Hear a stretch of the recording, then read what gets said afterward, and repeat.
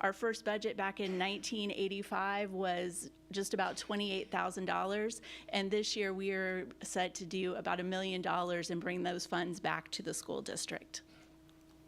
A little bit of information showing who our original founding officers and members were of the organization, and this is our current board of directors. We do have an executive committee that works with us, as well as currently we have 29 board members.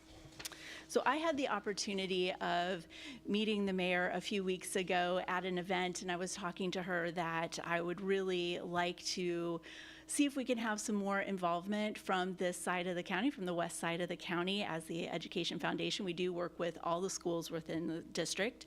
And so tonight, just wanted to share with you all more about Futures, to you all and to the community, and different ways that you can be involved with us. And that includes potentially becoming one of our board of directors. So tonight we are going to split the presentation into some areas, different areas that we cover. We are going to talk about grants and programs for our teachers. We're going to talk about our student programs, and finally wrap up with some of our recognition events, and then different ways that individuals can support Futures. So Ms. Parks and I, we are going to sort of move in and out of this, and I'm going to let her talk a little bit about our grants. Good evening. So just a quick overview of one of my favorite programs, our Teacher Mini Grants. We take the opportunity each year to invite teachers to apply for classroom grants for money to infuse into their classrooms. This year, we are funding about $95,000 in grants across the district, including your own DeBerry Elementary. And actually, I updated this number just yesterday. Over the years, we have brought our total funding to $2.3 million to 4,700 grants across the district since 1985. We use an online platform called Find It, Fund It, which basically functions like a crowdfunding source. So if there are ever projects, if anyone in the community ever wants to see the kind of projects that we offer or that teachers offer that we support, we would invite our community to go online to our website to look at some of those projects, maybe consider donating to some worthy projects in the community. I also want to take a moment to talk about our School District Education Foundation Matching Grants Program, which leverages private donations by matching it with state dollars. It's a great opportunity for schools to do school-wide tutoring projects, intervention projects, to get access to online learning resources, and Futures functions as the pass-through agency for these dollars. So we are matching $124,000 this year of private donations with state match dollars. We also try to facilitate additional grants within the community. We have a really strong partnership with Duke Energy Foundation, Florida Power and Light Company, as well as a local family foundation called the Paul B. Hunter and Constance D. Hunter Charitable Foundation. From Duke Energy, we received $30,000 this year. From Florida Power and Light, I believe about $10,000. And then the Hunter Foundation supports various programs, including ones for teacher leadership and recruitment at about $7,000 or $8,000. I'll turn it back over to Shameen to talk about our student programs. Oh yes, there's one more grant we didn't include on here because we just received word on it.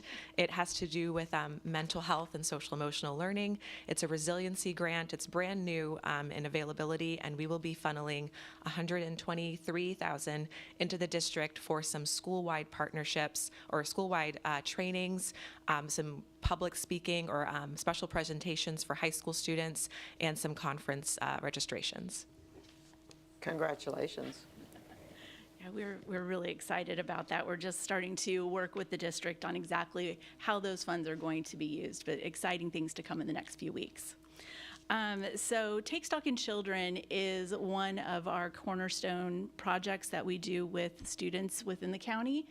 Take Stock in Children, it is a statewide program, so there is a lot of assistance that we receive from the state, and then locally it is housed within Futures. So Take Stock in Children is a scholarship and mentoring program for low-income students that may be at risk for not graduating high school. When students begin working with us, we have a lot of assistance, a lot of support for them. One of the biggest features of this program is that every student in our intake stock is assigned a volunteer mentor. That is somebody that they are going to meet with on hopefully about a weekly basis, maybe every other week, sort of a trusted adult for them to speak with. They have a staff support person that works with us, somebody that is considered a college success coach. They're an individual that's making sure students are making those on-grade timely movements through high school, making sure that they're getting good grades. We ask that all students maintain at least a 2.5 GPA. We also provide college readiness workshops. We do things like essay writing, financial literacy, those kind of things. And then the biggest piece of our program is that all the students do receive a 4-year college tuition scholarship when they graduate high school. We currently have 97 students in the program. There are 98 volunteers, mentors that are working with them. And then also up here are some of our statistics of where this program is since we've began. We currently have 137 students that are enrolled in college, and we have 197 students that have graduated from college since this program first started. One of the great things about this Take Stock scholarship is that all the money is matched 100% through the Florida Prepaid College Foundation Project STARS. It's a big title for that. So each of our 4-year scholarships essentially cost about $16,000, almost $17,000. But through Project STARS, we only pay half of that. Makes it a really great value for any of our donors. It also should be known that if a student, we have a lot of students that are getting Bright Futures or they're receiving other scholarships, so maybe they don't use 100% of the scholarship we provide. Those dollars always come back to us. We kind of regroup them into a new scholarship and move on to a new student. So it's money that's never wasted for any of our donors. One way that individuals can get involved in this program is by becoming a mentor.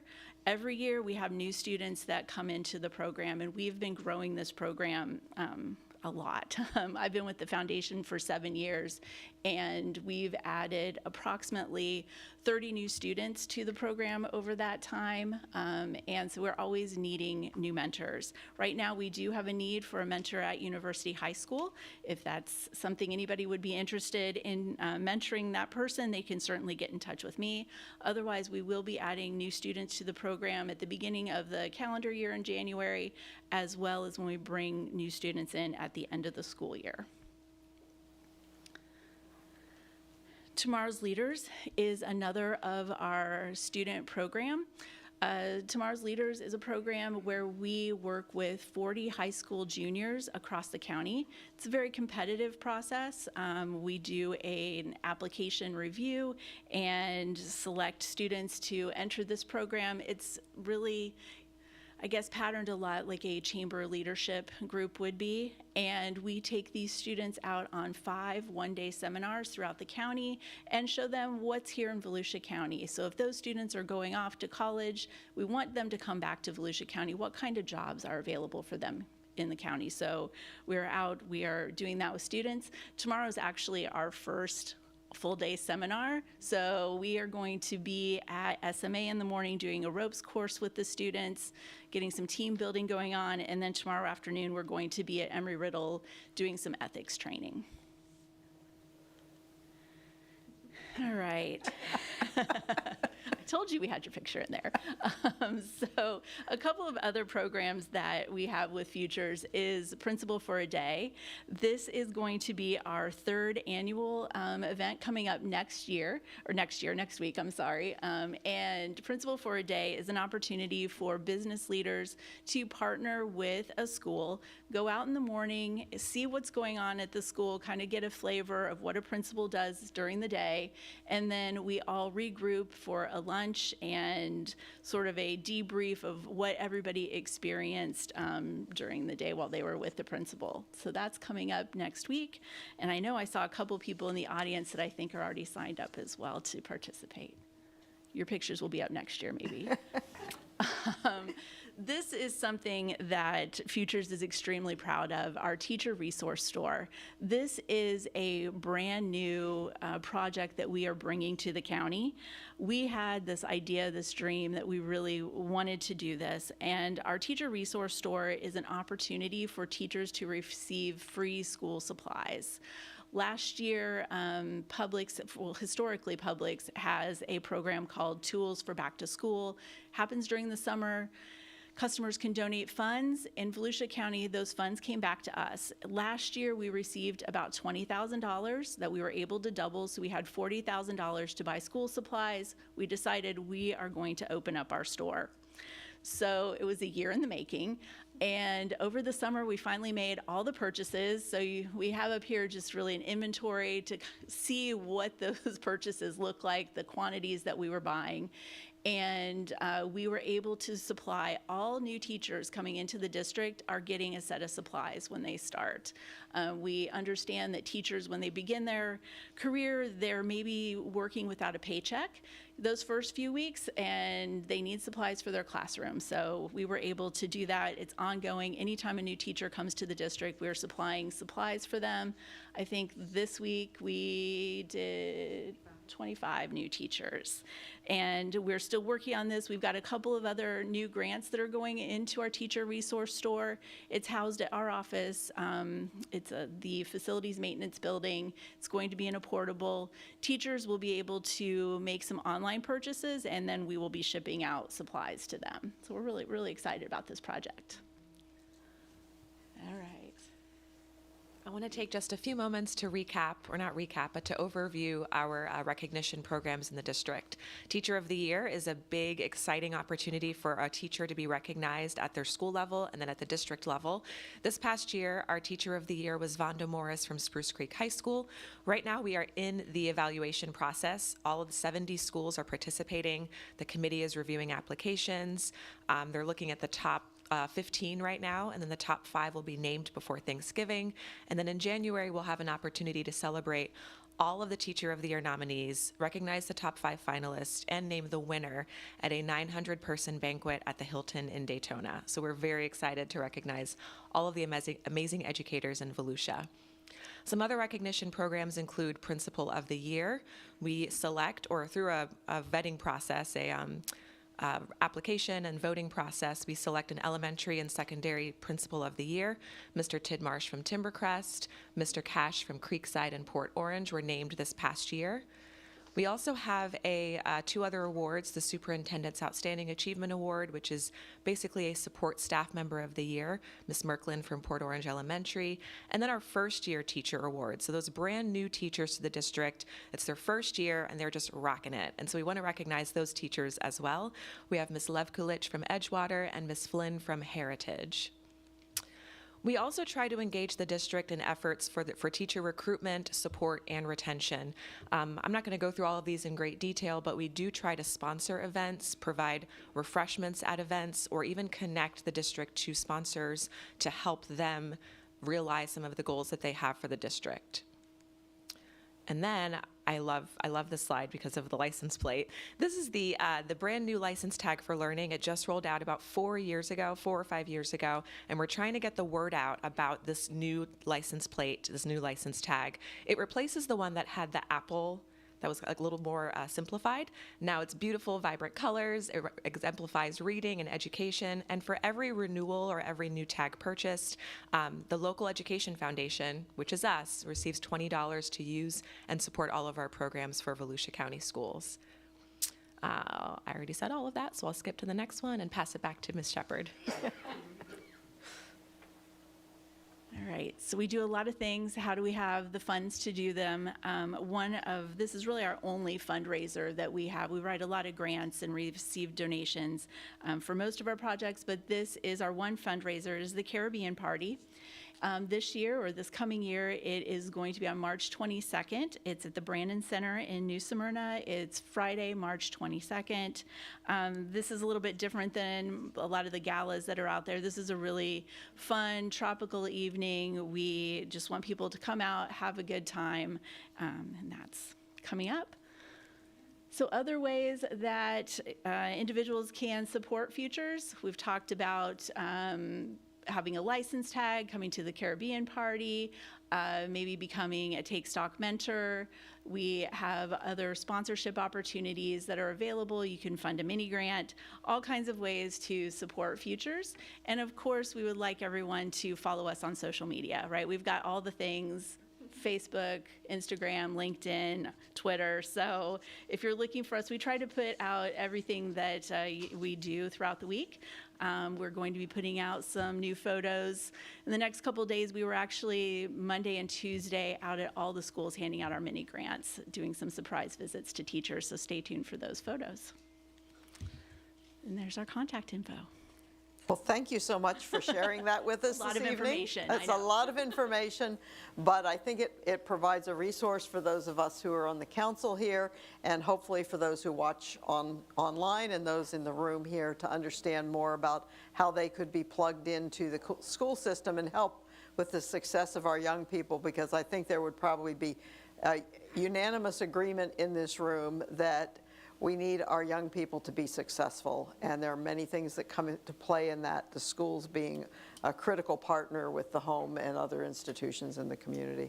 So thank you very much. Thank you. And next we have another presentation, and I think that it's going to be a wonderful time. I love the turnout this evening. We have so many people who came out to celebrate with us, and Christina Raimundo, our communications specialist, is going to lead us through this recognition. Good evening, Mayor Chazet, Vice Mayor Butlin, council members, and Mr. Rosamunda. I am honored to be here today to provide you with an update on our Hometown Heroes program and to present our very first ever Hometown Hero honorees. As a veteran, I am excited for the honorees, their families, and the great city of DeBary. Tonight, the city of DeBary joins a growing community of cities across Florida and the nation that have launched the Hometown Heroes Military Banner Program. The program serves as a tribute to the brave men and women who currently serve, have served, or who have given their lives in service to our nation. For the veterans and their families, the program is a way to share stories, memories, and to build community with other veterans and active duty service members. This great tradition is now part of DeBary history. It begins with the 5 honorees we will recognize this evening. I want to say thank you to Ms. Sherry Simmons for her belief in me in leading this program, my communications family for their second set of eyes, feedback, and collaboration, Mr. Bill O'Connor, Vice Mayor of Orange City and VFW Honor Guard from Post 8093, and Chris Graham from the City of DeLand for their guidance, for sharing resources, and for being there to answer my many questions. To the VFW Post 8093 for their partnership and selection of our honorees, and to the families and the honorees for sharing their stories, history, and memories. You are true heroes and deserving of this honor. And now I'll begin with our update. We partnered with the VFW to select the first 5 hometown heroes. Each honoree had to meet specific criteria, having lived here in DeBary or still reside in DeBary. They had to ensure that they provided proof of their service and honorable discharge. We interviewed 4 of our honorees or their family members to capture their stories, and you will hear from them in a few moments. With the help of Turnkey Designs, we created our very own City of DeBary Military Hometown Heroes banners. As you entered this evening, they are on display outside City Hall for the month of November. And as a keepsake, at the end of November, we will take them down and we will present them to each family member as a keepsake. With the help of the communications department, we now have our very own DeBerry Hometown Heroes logo, which will be used on all future presentations and Hometown Heroes correspondence. We are actively seeking 2 volunteers to join the Hometown Heroes Committee. Our recruitment efforts included flyers, which we posted on various social media platforms and our website, and we are currently accepting applications till this Friday, November 3rd. So if you're out in the audience, please join us. And some next steps. This will include working with Ms. Hatch to draft initial bylaws for the committee. The volunteers that will be selected will be presented to City Council in December for approval, and shortly thereafter, in January of '24, we hope to host our very first meeting. The committee will be responsible for establishing future selection and application procedures, and we will present to you future updates. Each interview, because we did interview, as I said, 4 of the honorees or their family members, each interview provided insight into each of our heroes and what their experience in the military meant to them. These men were called to duty during some tumultuous times in our history, serving during the Korean and Vietnam War and World War II. For these men, it was more than a call to duty. It was a means of preserving American freedom and our way of life. They served, returned home, and settled into everyday life. But being service-oriented, they continued to serve their fellow veterans through their participation with the VFW, and also serve our active duty members as well as part of the community. We asked our heroes what this honor meant to them. They were humbled and so very thankful to the city they call home, DeBerry. I think it is only best to hear what they think this honor means to them in their own words. It's a short 4-minute I video. was 19 years old and I was drafted into the United States Navy. You go to school and as you progress with your grades, only the absolute top grades get to go to jet propulsion. And I made it that far, so I became a jet mechanic. I departed on the USS Constellation, went into Vietnam. We operated off the carrier. I flew in A3Ds. I gave the Navy my all, and they took care of me. But it does make me feel, I do feel honored. I do feel honored. My name is Carol Tessier, and I am speaking in honor of my husband, Medford Tessier. He was a UDT, Underwater Demolition Team. It's very much like the SEALs. He was a SEAL before SEALs were created. He loved to swim, he loved the water, boating, everything, anything concerning the water. And that's mainly why he chose the Navy. He was very proud of what he did. And even after he came home, he worked for the Sheriff's Department and started the Marine Division. So he was a diver for the Marine Division. Well, they just call me Fred. Fred Neer, K-N-E-E-R. I was drafted. To what branch of service? Army. I had to go for my physical between Christmas and New Year's 1952. I was 21. When I got to Hokkaido, it was in the winter time, 1950, end of 1953, early 54. And it was the winter time. We was on ski troopers. We were moving on skis. We had 3-4 feet of snow in one night. I'm an immigrant. I came to this country in 1949, end of 1949, as an 18-year-old. And 6 months later, the Korean War broke out. This is my new home. I got to do what I got to do, and I did it, and I proudly did it. And I don't regret any bit of it. I'm talking about my father, Elwood Leroy Bowerly, and he's a U.S. Navy veteran from World War II. My dad was known as Uncle Al to everyone in the community. Uncle Al was always there for everybody. He always gave you a smile. He listened to your stories. He also had a lot of stories to share and was very interested in everyone in his community. My dad didn't talk much about the war, but when my dad got to be about 90 years old, he started telling us about he saw them sign the peace treaty. And I said, Dad, what are you talking about? He said, I saw them, Japanese, with the men with the black tall hats, get on board the mighty Mo in Tokyo Bay. And he told me the time and the date. What was it? September the 2nd, 1945. He was stationed on the USS Indiana. And he was watching the men with the tall hats go onto the ship, and they signed the peace treaty. And he said the sky was black everywhere with planes.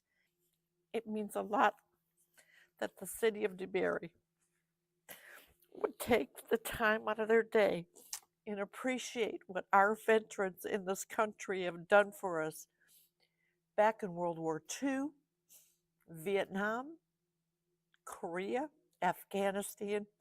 These guys, every one of them put their life on the line so you and I could have the freedom that we have today.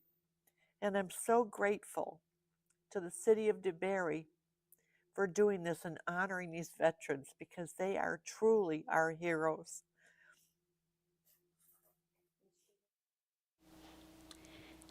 To the honorees, I want to say to you and to your families, thank you for being here today.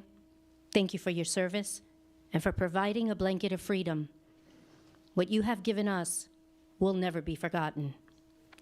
And now I have the honor of introducing our City of DeBerry hometown heroes.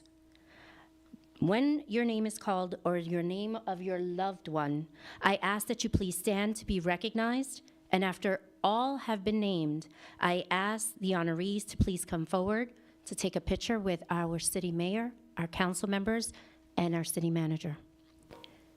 And in no particular order, Jimmy D. Hinesley, United States Navy, served 30 years, 1965 to 1995, retired, Vietnam War.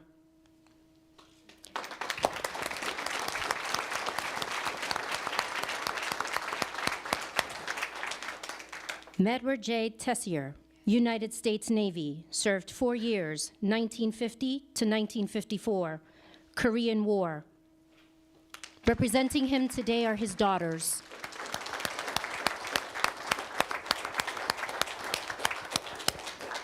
Alfred Neer, United States Army, served 2 years, 1953 to 1955, Korean War.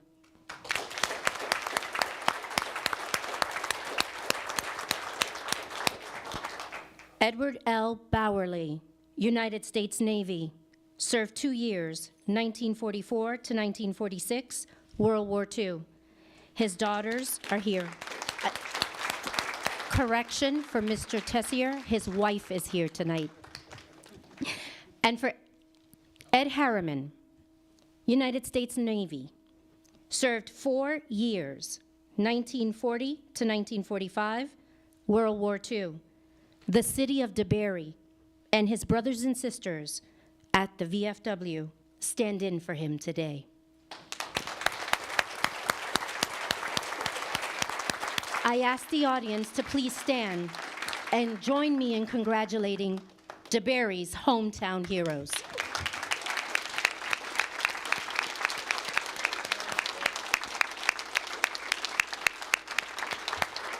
Mayor, council members, and city manager, if you'll come forward, and our honorees, if you'll come forward to join them for a picture. Yes, you come.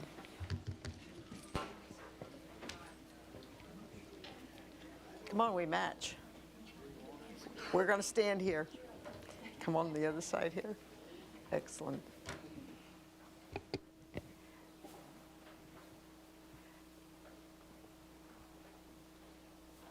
Okay. Isn't that a fine group?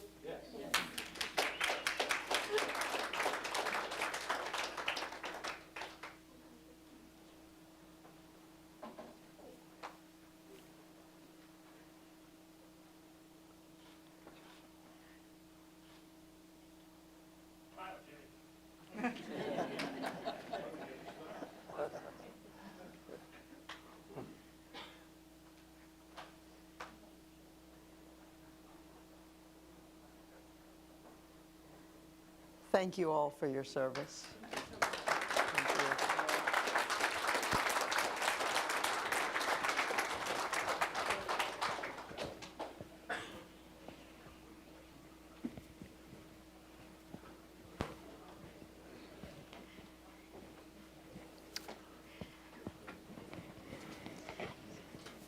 The next item on our agenda is a public hearing. The staff is requesting the City Council approve the first reading of ordinance number 1223, amending the city's comprehensive plan future land use element and future land use map to remove the industrial utility future land use classification and replace it with a new public utility classification. City Attorney, would you read ordinance 12-2023? Yes, Mayor. Ordinance number 12-2023, an ordinance of the City of DeBary, Florida, amending the text of the future land use element of the City of DeBary Comprehensive Plan to amend Policy 5.404 and 5.405 to delete the industrial utility IU future land use and create the public utility PU future land use, amending the future land use map of the City of DeBary Comprehensive Plan to redesignate properties previously designated with the industrial utility IU future land use to the public utility PU future land use, providing for severability, conflicts, and an effective date. Thank you so much. Thank you very much. Stephen Bapp, Growth Management Director for the City of DeBary. Tonight, I will be presenting the ordinance overview. Let me turn this on, it will be better. All right, currently, we have use a future land use element to develop the city and anticipate where we want to have our certain uses in the city. Currently, we have a policy that defines what is called an industrial utility land use.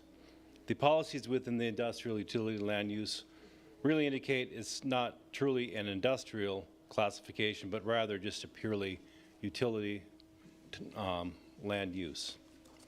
So to clean up some of that minor language in our comprehensive plan, staff is proposing the ordinance. Ordinance will simply replace the word industrial in the industrial utility with the word public in public utility. Under this classifications, all policies will remain unchanged. All land uses entitled to the property will remain the same. All vested rights will remain the same. Nothing will change other than just cleaning up the language of that land use. Also, along with that, we would be required to change our future land use map. The areas affected are about 1,600 acres in the center of the city. Center north is the Duke Utility Complex, and center south is the Florida or the FPL public utility. Indicated on the map on the left, and on the right, the highlighted, I guess teal blue would be the indicated area. This area will not be expanded nor contracted by any square foot, will not be moved at all. We've reviewed this ordinance and we find it compatible with all existing objectives, goals, and policies of the comp plan. It does not encourage any type of urban sprawl, so it's consistent with Florida Statute 163, and the proposed ordinance will not have any effect on infrastructure or public facilities provided to the public. Due to the nature of it is in excess of 50 acres, we are required to transmit this proposed ordinance to the state of Florida for what is called an expedited 30-day review. Upon the completion of the review, staff will bring forward the ordinance for second reading and adoption, if so deemed by the council. Thank you. Thank you very much.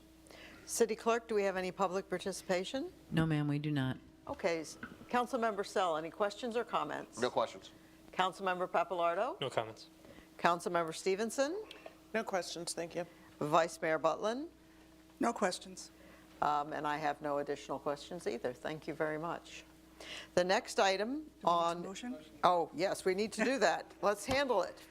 I'll make a motion to approve the first reading of ordinance number 12-2023, the proposed plat text and flume amendments to remove the IU future land use classification replaced with the PU classification. Second.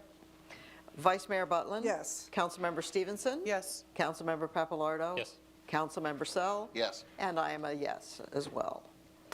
The next item on our agenda is a related item. The staff is requesting the City Council approve the first reading of ordinance number 13, 2023, amending the Land Development Code to update the zoning future land use compatibility matrix in accordance with ordinance number 12, 2023. City Attorney, would you read ordinance number 13, 2023? Yes, Mayor. Ordinance number 13-2023, an ordinance of the City Council of DeBary, Florida, amending Chapter 3, Article Roman 1, Section 3-2A of the City of DeBary Land Development Code to amend the zoning future land use compatibility matrix, providing for severability and effective date and codification. Thank you. Once again, Stephen Bapp, Growth Management Director. What this ordinance is, it's a co-ordinance along with the ordinance you just read.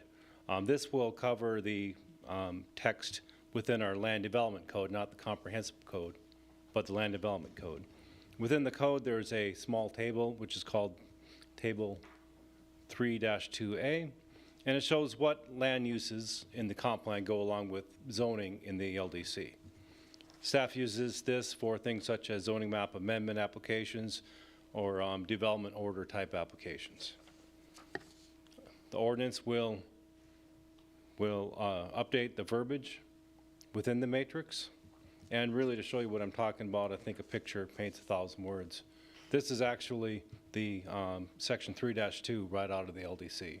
So what's struck through in red will be removed, and the blue will be added. So we're just removing the word industrial utility, replacing with public utility, and putting it under the lump category of public classifications. There will be no changes to any land law. All vested rights will remain the same for the properties in the city. Nothing in that nature will change. This ordinance will be brought forward once we receive the previous ordinance from the state of Florida's review, and we'll bring the two ordinances forward together as we did tonight. Thank you. Thank you. City Clerk, do we have any public participation? No, ma'am, we do not. Okay. Councilmember Sell, any questions or comments? No questions. Councilmember Papalardo? No comments. Councilmember Stevenson? No, thank you. Vice Mayor Butlin? No comments. And I have no additional comments either. We move on. Wait, Whoops, we got to do our motion. I guess I'm just moving down the list tonight. We got to do the I'll make a action. motion to approve the first reading of ordinance 13-2023, the proposed amendment to the LDC section 3-2A to update the zoning future land use compatibility matrix in accordance with ordinance 12-2023. Second. Vice Mayor Butlin? Yes. Councilmember Stevenson? Yes. Councilmember Papalardo? Yes. Councilmember Sell? Yes. And I am a yes. Now we will move on to new business. The staff is requesting the City Council approve the purchase of a 2023 Ford F-150 for the fire inspector. Good evening, Mayor and Council. Amy Long, Deputy Public Works Director. I do have Chief Long here if you guys have any additional questions. This truck was actually approved in the budget. Unfortunately, due to finding these trucks, it's going to take probably excess of a year for the fire department to acquire the truck. So they scoured the state and they were able to find one at a local dealer who currently has it on hold for us, and it's actually a bit cheaper than the one that they had originally found. The only difference, this one's not four-wheel drive and the other one was. Okay. City Clerk, do we have any public participation? No, ma'am, we do not. Councilmember Sell, questions or comments? Will the lack of it being a four-wheel drive be a problem in the future? No, sir, it will not. No. That's all. Councilmember Papalardo? Good work finding the truck. We do not have, we haven't, we've looked at it a few times, so good work on that. Councilmember Stevenson? No additional questions, thank you. Vice Mayor Butlin? I always feel when Chief is here, I should call him up, but I have nothing really to add to this. I'm excited that we're getting this, and we found it when we did. So, thank you. That's it. Yes, I think that this is a good move. We'll have it quicker. It's less than we had budgeted for it.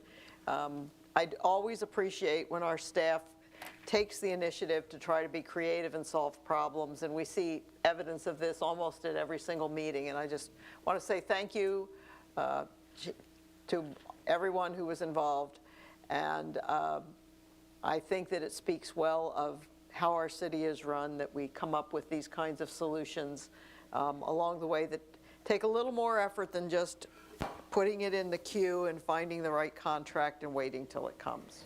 I much appreciate it. Thank you. And so we need a motion. I was waiting. Anybody? Okay.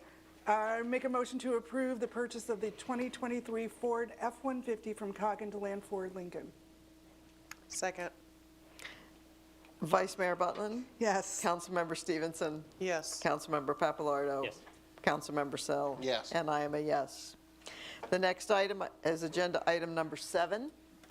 The Public Works Department is requesting the City Council approve the purchase of a Ford Terex LT40 crew cab bucket truck. I need to spend more money. You again. Amy Long, Deputy Public Works Director. This as well was budgeted for this fiscal year. Unfortunately, they are not able to find the Ram chassis that we had originally wanted, and so they have come back to us and found us a Ford. It's the difference in this one is it's a quad cab and it's a Ford as opposed to a single cab and being a Dodge. This one we could potentially have for us by the end of January. If we wanted to wait for a single cab, it would be the fourth quarter of 2024. This truck we use all the time, hanging banners, trimming trees, all kinds of stuff, decorating Clayton. So this was what we could find and falls within the sheriff's contract. Okay. Thank you. City Clerk, do we have any public participation? No, ma'am, we do not. Councilmember Sell, do you have any questions or comments? I do not. Councilmember Papalardo? I just want to highlight one thing in the proposal, that the offset is that we would have to been renting for the majority of the year Correct. to make up that difference, which we're saving about half of that rental expense. So excellent work finding another truck. Councilmember Stevenson? No questions, thank you. Vice Mayor Butlin? I was thinking the same way Councilmember Papalardo was, that we are Yes. renting right now because our one we have is no longer functioning. Correct. The one that we have, the bucket, we cannot get it right. resorted anymore, and it's really not safe for the crews, and it's kind of met its life. So what our plan is to take the bucket off it. We can still use it as a functioning vehicle and then have a new safe When bucket. it's dead. Okay, that's it for me. Right. That is the plan, that as I recalled it, that we would take the bucket that's not functioning off and we would still use it as a utility kind of vehicle around the city. Once again, highlighting that here we try to get the most out of our equipment and then be prudent with what we replace. I'm not against having the double cab, the 4-person capacity. I just don't want 3 extra people to go along because there's space. Okay, I have no further. Unless you want to do a ride-along. I have no further questions or comments. I would entertain a motion.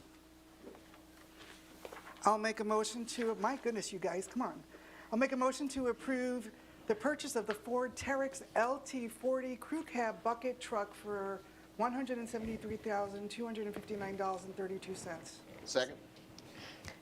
Vice Mayor Butlin? Yes. Councilmember Sell? Yes. Councilmember Papalardo? Yes. Councilmember Stevenson? Yes. And I am a yes. Good work. Yay. Thank you. Agenda item number 8 is a staff request of the City Council to approve revisions and additions to the City of DeBary personnel policies and procedures with an effective date of November 1, 2023, today. Today, good evening, Mayor, Council, Wendy Cullen, Human Resource Director. I bring you again updates to the personnel policies and procedures. The legislative session last year, both state and federal, has required that we make a few minor adjustments to 2 policies and introduce a new policy. So the minor adjustments is with regard to the firearm policy. We can continue to prohibit firearms in the workplace, just not on property. So as long as people have them secured in their vehicle, they are allowed to bring and maintain their weapons in their personal belongings, just not in the building. The second policy has to do with the Safety in Public Spaces Act with regards to restroom use. And the last policy is to enhance anti-discrimination laws with regards to pregnant women and nursing mothers.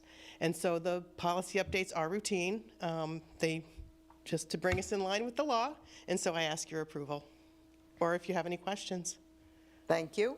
City Manager. City Attorney, do you have, not City Attorney, City Clerk, No, we do not. do you have any public participation? No. Councilmember Sell, questions and comments? No questions. Councilmember Papalardo? No questions. Councilmember Stevenson? No questions, thank you. Vice Mayor Butlin? No questions.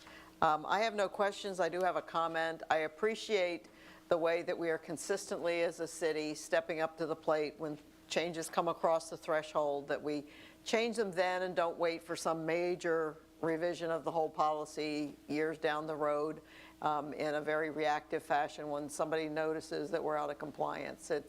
It speaks well of our staff and of you personally, Wendy, that we stay on top of this, and that as soon as we have things to address, that we come up with solutions and we bring them to council. We polish it up and we move on, and I think that that's a good pattern. I remember several years ago when we had to sort of start from scratch with this manual because a lot of stuff had happened and it hadn't been addressed, and I appreciate that we're keeping on top of it. So, Thank you. I would entertain a motion. Move to approve the revisions, additions to the City of DeBerry personnel policies and procedures with an effective date of November 1st, 2023. Second? Councilmember Stevenson? Yes. Councilmember Sell? Yes. Councilmember Papalardo? Yes. Vice Mayor Butlin? Yes. And I am a yes. And agenda item number 9, the staff requests the City Council approve the employee health insurance plans recommended plan for the year January 1, 2024 to December 31, 2024. Good evening again, Mayor Council, Wendy Cullen, Human Resource Director. I come before you as I do annually with our insurance update. This year there was an IRS change that does affect the plan, so I'm going to start with that. Our plan is a high deductible health insurance plan. It is governed by Internal Revenue Service rules. In the past, our deductible for an individual was $1,500, and the deductible for a family unit was $3,000. IRS rules are changing, so next year, 2024, those deductibles have to go up. And so the individual deductible is going to be $1,600, and the family deductible is $3,200. And so I give you that. The one thing that truly affects is to ensure that our coverages are at no cost to our staff. We provide staff that individual deductible in a health savings account every year. Traditionally, historically, the deductible was $1,500. So next year, as part of the program, I'm asking to approve the increase to $1,600 so our benefit can actually truly remain at no cost to our staff, at least for those without dependents. And so then we come to the meat of the program. I'm not going to talk about life insurance or disability because we have a 2-year rate guarantee, so that travels through 2024. But as you may have noticed reading the agenda item, Cigna came back this year with our additional quote at somewhere around 14.3%. And so in actual dollars... That was an increase, not a cut, right? Yes, no, oh no, that was an increase. And so they basically wanted the cost of the health insurance to go up to about $600,000 and change. I told them that that was unacceptable. I get a report every quarter, every 6 months, and it shows our trends. Our trends are running way below average, way below norm. In fact, as I was reading the report, it came to me that we have not had an inpatient hospitalization, overnight hospital stay for a staff or dependent in at least 2 years. I didn't go back any further than that. And so as we were analyzing the plan, I gave Cigna quite a few talking points as to why I felt 14.3% was unacceptable. And they listened and came back with a 4.06% increase, which brings the cost of the plan to the city for the medical coverage to $480,000 and change. That doesn't include the employee contribution, the dependent contribution, which I'm also going to talk about here in a minute. Once upon a time, when we brought the plan forth originally, the city decided that they would subsidize the cost of dependent coverage at 28% of what the dependent coverage was. And I thought to myself, 28% is kind of an odd figure. You know, it's not 25, it's not 20. So I went to the finance department, I said, where'd that number come from? And they said, well, when we put the plan up the first time, that's the best we could do and the most we could afford for the staff. And I said, well, if there's no real reason for it, then I'm going to try to change it. And so I propose in part of this package that we shift that cost share so that the staff is paying 64% and the city is paying 33%. Part of the reason for that is, as we have discussed in previous years, we get a rebate, I call it a rebate, for premiums paid in excess. So basically, the bucket that we contribute or send to Cigna just for the purpose of paying claims, not for the purpose of administering the plan, but just to pay the bills, we get to keep a part of that overage. Until this year, it was a 50-50 split. And last year, we moved the split to be 1/3 for them, 2/3 for us. Barring anything happening between now and the end of the year, the surplus is currently running at about $61,000, $62,000, which means we'll get 2/3 of that back. We have never passed that any part of that rebate on to staff, mainly because it was a calculation. It's really kind of hard. You can't really count on it because if something happens between now and January, part of that might go away. It's kind of hard to reverse engineer it. And so by shifting the cost share this year, it actually gives the opportunity for us to, at least in concept and theory, include some of those rebates back and pass them on to staff, which we have historically never done. The other thing it does, it keeps premium costs flat for our staff going into 2024, which would be a fabulous thing. Because as you know, costs go up, premiums go up, we give everybody a raise, thank you, as part of the budget process, but part of that raise is eaten up for those that have dependent coverage. And so this way, we would actually be moving forward and giving some of that back to staff as part of the proposal. The last change we made to the plan was, there's a thing called stop loss. And stop loss is basically the most that you pay out in any one claim. So it had been $30,000. We have decided to increase that to 40. It really doesn't produce any risk to the city because we pay what we pay, and once we hit that number, we're done. The only thing it truly would do is decrease the amount of the surplus in the coming year. But again, we've had no inpatient hospitalization. Looking at the history, in the past year, we've had 3 claims approach that $30,000. One of them is not an ongoing health care. It was a one-time thing. One person, they're no longer here, and so the risk to the city and the risk to the plan is extremely minimal by increasing that. And the last thing I'd like to add is that we were approached by some of our employees to ask about the possibility of adding fertility benefits. It is fertility benefit only for those who may be attempting or planning on starting a family and are having struggles with that. The cost of the plan is 1/2 of 1%. It is very minimal. It works out to about $3 per employee per month should we offer the benefit. But I think the rewards that we reap by offering it for those that it would apply to are immeasurable. The benefit pays out a max of $10,000 over a lifetime, so it's really not a huge benefit. But for those that do want to embark on that journey and are having problems starting a family, it's something that really can't be replaced. It's something that's very helpful. And so with that, sorry I was so wordy, we did bring the final cost of the plan with the increased costs for the health savings account for medical to the city of $556,000. Our budgeted amount was $596,733, so we are well within that. As far as dental is concerned, Cigna asked us for a 4% rate increase, and I told them no. And they kind of hemmed and hawed, and I said, if you do the math and math it, A 4% increase in dental across the board works out to just under $1,000 a year, or $898.76, give or take. And you're going to potentially blow up the plan over $898.76. And they said, okay, we'll leave it zero. So we are not passing on or incurring any increase in costs for our dental premiums this year.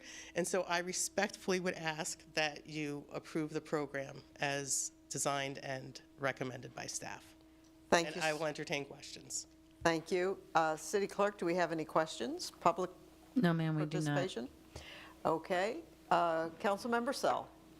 I want to say, as an employee myself, not of the, really technically the city of DeBary, but I go through healthcare changes all the time. I'm diabetic, and it doesn't seem like a lot when you go from Cigna to United Healthcare to something else, but for myself, sometimes that means that my doctor that I've had for 20 years is no longer in coverage. So then that's more money out of pocket for me. So as an employee, I appreciate that you're trying to hang on to Cigna, because just because somebody else is a little bit cheaper, it does kind of alter the person who's using the health care, because they may lose their provider, or they may have require different medication. I go through insulin all the time, changing back and forth because of health care. So really good job. I know it's what a market to navigate. Sometimes they just throw a number out for an increase, and I don't think they just hope they don't get any pushback. And it's just, what a crazy industry. So good job. Thank you. Councilmember Pappalardo. Every year you deliver this update, and I'm blown away by it. I work in insurance now, and wow. Not in health insurance, but it's remarkable, especially considering as a customer entity we have arguably little leverage. So that's just so amazing. And I really appreciate this one-third employer contribution toward dependent premiums. It's a really good step towards employer competitiveness, considering we are a small player. There are more attractive job offers out there sometimes, that we are making a great effort. And this is a big contribution to maintaining our industry-leading retention, employee retention. And I'm very thankful for the effort you put into this, because it's borderline impossible to beat the numbers. You in your report there, it described that generally they're expecting 7% increases across the board for these types of these plans, and to come in at roughly half of that is such a testament to your professionalism. We're very thankful for that. Thank you. Councilmember Stevenson. Thank you. Yes, I'd just like to echo the comments from my other council members. Appreciation for your work in negotiating this deal to keep consistency for the staff, and hopefully everybody can stay healthy and happy, and we'll have another great year. Vice Mayor Butlin. Thank you, Mayor. My husband called me today and said, I need the bank account number. We're getting a rebate on our premiums from insurance. I'm like, I'll take it. Whatever it is. He has no idea how much it is. But he needed to fill out a form. So I understand everything you've gone through, and I understand it. I mean, we have to do this every year. Every year. Every year. So every year we have to do it in our own home. My daughter called me. She works at Disney, and he goes, what do I do? So he walked her through that. And I just appreciate that you're giving your best-ditch effort to get stuff for the staff. I mean, I love our staff, so I think this is good to keep it going. And like Councilmember Sell said, just keeping the same plan, doctors, that's huge in a world of chaos that we have right now. So thank you. Right. I would echo most of what is said. I think it's important that you look out for the city's bottom line, and that's what we're chartered to do here as well. But the city's bottom line is also served by being an employer that cares. And when we make these tweaks to the program that share without undercutting the responsibility to be responsible to the citizens who provide the money for these payments with their taxes, to show the employees that we're thoughtful about it and that they're valued, is also a very important thing in fiscal management, as Councilmember Pappalardo has mentioned. And it is fiscally responsible, and it is also the right thing, and it's what makes many of the employee relationships here feel so much like a family. And to the degree that we can preserve that, the same as we work to preserve that feeling in the community, we do good for the staff, for our residents, and we are a model then for the proper ethical kind of behavior by a city or an employer. So I appreciate all your efforts in this area. I would entertain a motion.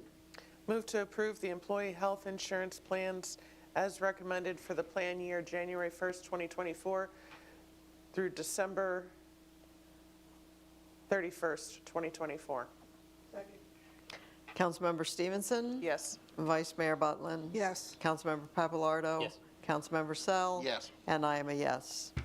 We move on to agenda item number 10. The Parks and Recreation Department is requesting City Council approve the attached proposal, Kimley Horn IPO number 19 for the Alexander Island Phase 1 design. Good evening, Mayor and Council. Jason Scheitz here, your Parks and Recreation Director here at the city. And as you said, Mayor, we are ready to get the ball rolling with Alexander Island. So this is the first step for Phase 1. It's the design and engineering. It's a requirement for permitting to get the construction done for the ECHO grant. So it's something that's needed right off the bat. We have a continuing contract with Kimley Horn. They're the ones that did the feasibility study, the business planning for us. We'd like to continue to retain them to do this Phase 1 design. And again, we're on continuing contract with them for that. The price tag for this one comes in at $332,500, which a portion may be reimbursable through the next cycle of ECHO. Once we get past this Phase 1, we can go back on some of those funds that were spent towards the project and towards the property and possibly get reimbursement for a portion as part of our match, which is a good thing as well. So we're going to get the ball rolling on this right away. Our ECHO application is due next week. We're finished with that other than a couple loose ends. So we'll be putting that in, and this goes right along with it. So with that being said, we ask for your approval on IPO number 19 from Kimley Horn for Phase 1 design engineering for Alexander Island Park. Thank you. City Clerk, do we have any public participation? No, ma'am, we do not. Okay, Councilmember Sell, questions or comments? I just want to say that I'm really impressed with Kimley Horn. We're getting the book size updates. They've been on it since day one. They're following through. And I got to take a quote from Tom Brady and say, let's go. Councilmember Papalardo. I'm excited to see this continue to move forward, and one of the things I'd like to ask the city manager, or Jason, if you want to comment, how this helps progress our efforts into ECHO grants.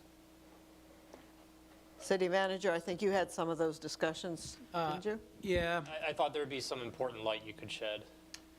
Well, it's in the last year or so, Volusia County has put in some provisions in their regulations that they like to see the engineering completed when you apply. They turned down a project last year that Daytona was trying to do on the Jackie Robinson because they didn't have the engineering done.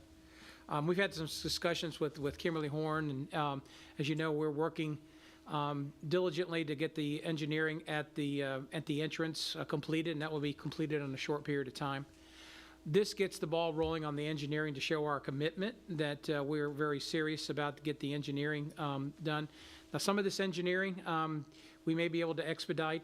It's not going to need necessarily need Army Corps of Engineer approvals. When you get near the water, you start talking about fishing piers and everything else. Well, that's what's going to take some time.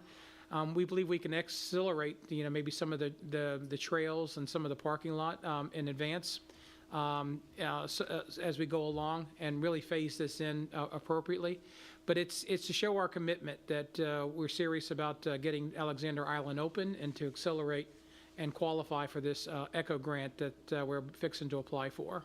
Thank you. Yeah, I appreciate the forethought to make us have a more compelling argument when we come up for those deliberations. Thank you. Councilmember Stevenson. Thank you. Just to clarify, you said the application for the ECHO grant that we're going for is next week? Yeah, the final application deadline is the 9th. And so you said that we will have some of this engineering completed for that application? In the previous IPO, individual project order, in that conceptual design, we put in the engineering for the entrance. And so that's part of this particular overall project.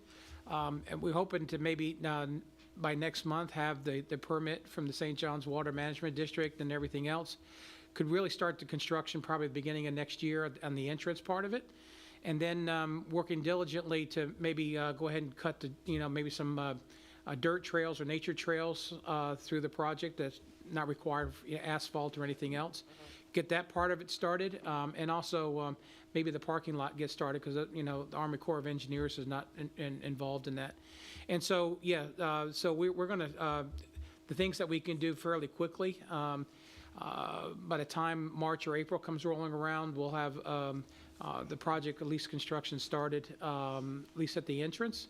And that's, I think it's going to be an important call when staff for Volusia County, we anticipate them being a little negative because we don't meet the full regulation of the engineering expertly completed, that the committee will be able to really honor our commitment and that we can show our commitment that we want to move this forward. We'll have construction started by the time they meet in March to be able to make a decision. So basically our commitment to this engineering is going to be used for the ECHO application to justify, to show our commitment that, and I think what Jason, even though it's not fully engineered, we've committed to fully engineering it. Absolutely. It's already partially engineered. Okay. And we'll be able to show benchmarks, throughout the process when things will get finished. And that's their biggest thing. They want these projects ready to go. They put these rules in place because they're sick of these projects just sitting around, for the cities or nonprofits that, commit to the funding and then it takes them 3 or 4 years to do it. So that's why it's like that. And we want to do everything in our part up front just to show them that, it's moving, we're committed, we're ready to go. So. Absolutely. Well, I'm hoping that we do get moving forward. This is, I guess, a little bit sooner than I had expected, but that's a good thing. well, and the 300,000 that you're allocating here, next year, each project, the maximum is 3.1 million that you can request. If we get the 2.5 this year, the following year we can go after 600,000, and this money here will be part of our match towards next year's application. And so, yeah, it'll be theoretically you get reimbursed for this expense. Thank you. Vice Mayor Butlin? Thank you, Mayor. I'm ready to go with it. Give me a shovel. I drive by there 5-6 times a day, and I look over all the time. I'm like, oh, I wish it was open. If it was open, I go for a walk. I look over and I see a deer, or I see wild boar. They've been out there. I've seen them. And I'm always anxious to see a cow, but there's no cows on our property anymore. But once in a while Yes, they come across an escapee. the escape. But I think being proactive with this is great. And goodness gracious, if they don't see that we're ready to go with this, I don't know what else we can prove to them that we are ready to go. And we don't want this to be a lingering project. We want to get it done as soon as possible. And I was going to confirm that we are matching grants, so it will get matched. So I'm just thrilled about it. I agree that we need to do this, and the sooner the better, and that this will establish a pattern of behavior and commitment that may offset. The ECHO committee has recommended some that do not have the full engineering done, even with some, perhaps not unanimously, but they have moved forward in some instances, it's my understanding.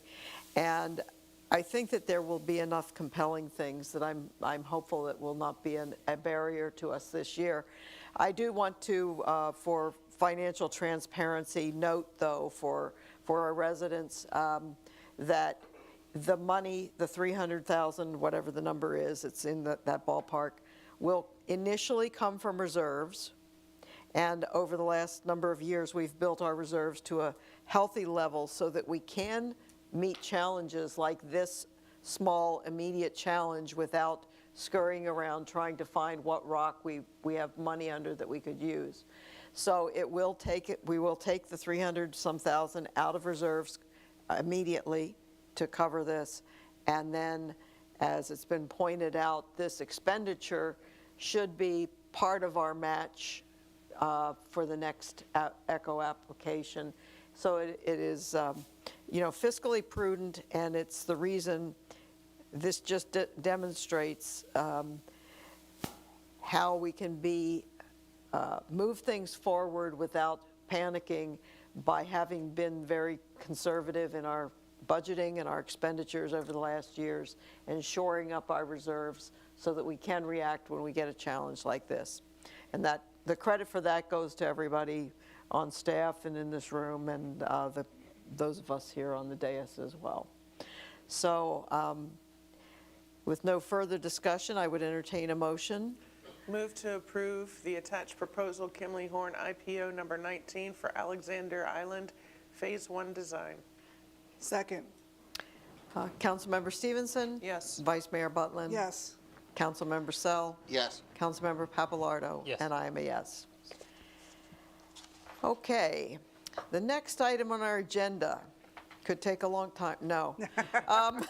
The city manager is requesting to make a presentation to the City Council on the Live Local Act, which took effect July 1, 2023, and discuss possible risk factors and solutions concerning the business side of this law.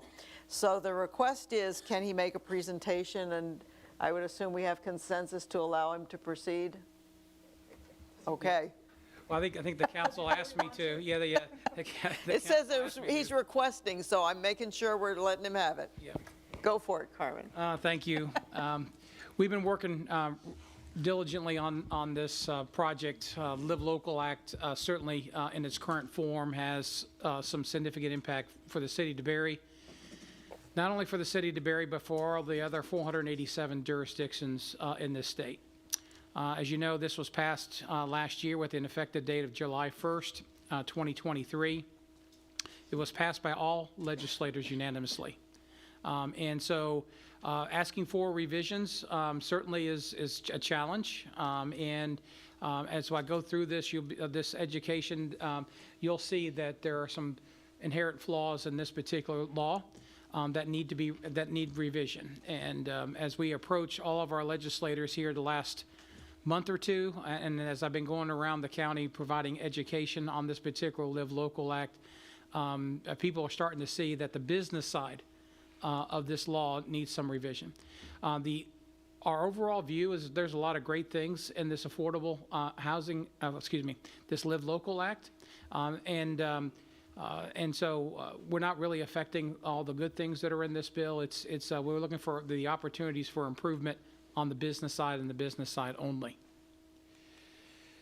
So just to provide a little background for those, is that the city of DeBary population of 22,000. In this particular bill, we're a close-knit small-town community. We have the Sunrail station. Our industry, we have small businesses, mom and pop, general light industrial as well. And we have 2 industrial power plants, Duke and FP&L. The mayor and council, we're fully exposed under this law. We have about 900 acres of vacant industrial, commercial, and mixed-use property, and our highest density is 32 units an acre. We have a small area around the Sunrail station, and as I go through the business case, those 2 numbers are extremely important. Keep those in mind. 900 times 32 is our full exposure to this particular law. So the first 3 or 4 slides, I'm developing a business case, trying to provide evidence that some of the issues that we're bringing up are real life, and they have evidence behind them. And so we're not making any rash claims or anything else. And so far, over the last month or two, as we made our presentations there, it's been pretty unanimous that we're right on schedule here to present all these things. But this is a real-life situation. It was a real-life situation. As you know, the council approved this industrial park just south of Springview Avenue on 1792. It's almost 123,000 industrial space rentals for industrial space, and it has 2 commercial out parcels. In this particular project, we were anticipating about 300 jobs. It is a loss of about $25 million to $50 million tax base if the Live Local Act. This particular owner has decided, because of the lucrative offer, had decided to let his MPUD expire. Everything that he had invested in the property, all the entitlements that the city of DeBary granted, he was because the offer was so lucrative, he was going to let everything expire. There was a contract for apartments from anywhere from 375 apartments up to, you can build 759 apartments on this property. Remember, in this law, the highest density, the law says that the highest density in the city shall be allowed in the entire city. And so on this property, even though it's not in the small area around the Sunrail station, they can build 32 units an acre on this property. Times 24 acres is 759. And in the communication with the Live Local apartment complex, proposed Live Local apartment, they made it very clear that they can build 759 apartments on this property. 759 apartments is 4,100 trips per day, and that's from the ITE trip manual. The roads that are associated with Springview, Shell, and Benson Junction all would have to be upgraded, and with that kind of volume in this particular area. What's unique about the Live Local Act, that there's property tax exemptions that the Live Local Act qualifies for, and I will show you that they're automatic in some cases. The infrastructure costs with 4,100 trips per day above proportionate share, we estimate to be 7 to 10 million. Benson Junction alone, just to keep it at 2 lanes with curb and gutter, is 5 million, 5.3 million alone. That's not expanding it to 3 or 4 lanes. Shell Road will probably have to do some eminent domain because some owners own to the middle of the road, and that road would definitely need to be expanded. And of course, Springview would need to be expanded as well with that kind of volume. And so just give folks a sense that obviously when you got 759 apartments, up to 759 apartments, that's up to approximately 2,000 residents. That almost increases our population by 10%, just this project alone. And if this project will continue. And so with the infrastructure costs of just this project of nearly $10 million, our DeBary's general revenue funds is about $17 million annually. And so you can see that it's almost or more than 50% of our annual budget, just the infrastructure cost. And that's not including police and fire and everything else that we have to provide. So that's just kind of the business case. The evidence for some of the claims I've just made is that these tax incentives are large and they're pure profit. And I'll show you here in a second. And when they're pure profit, it requires excess buying power, and it provides excess buying power. And so the evidence, obviously, this commercial center offer was $296,000 an acre, which is almost as much as Main Street. And comparable, the project that's industrial property as well, that's about a half mile away, is $140,000 an acre. So this particular offer is almost more than double. And when you make tax exemptions pure profit, this is where the buying power comes in, and we'll talk about acceleration and everything else. The loss of revenue is also a key factor, and this is some of the things, my conversations with our legislators, is not only is there exorbitant amount of money for infrastructure for these particular projects, there's also loss of revenue. What was once going to be an industrial park that's going to provide $25 to $50 million tax base to our city is now going to be could be predominantly tax exempt. The evidence, obviously, is to the right. There's the table there. I took the Integra 289 apartments, which is a prime business example. Their property value is $71 million. They pay about $800,000 a year in school, county, and property tax, $798,869 a year. And so this project that had proposed to buy the industrial park, if you use the same ratios, would be worth about $91 million.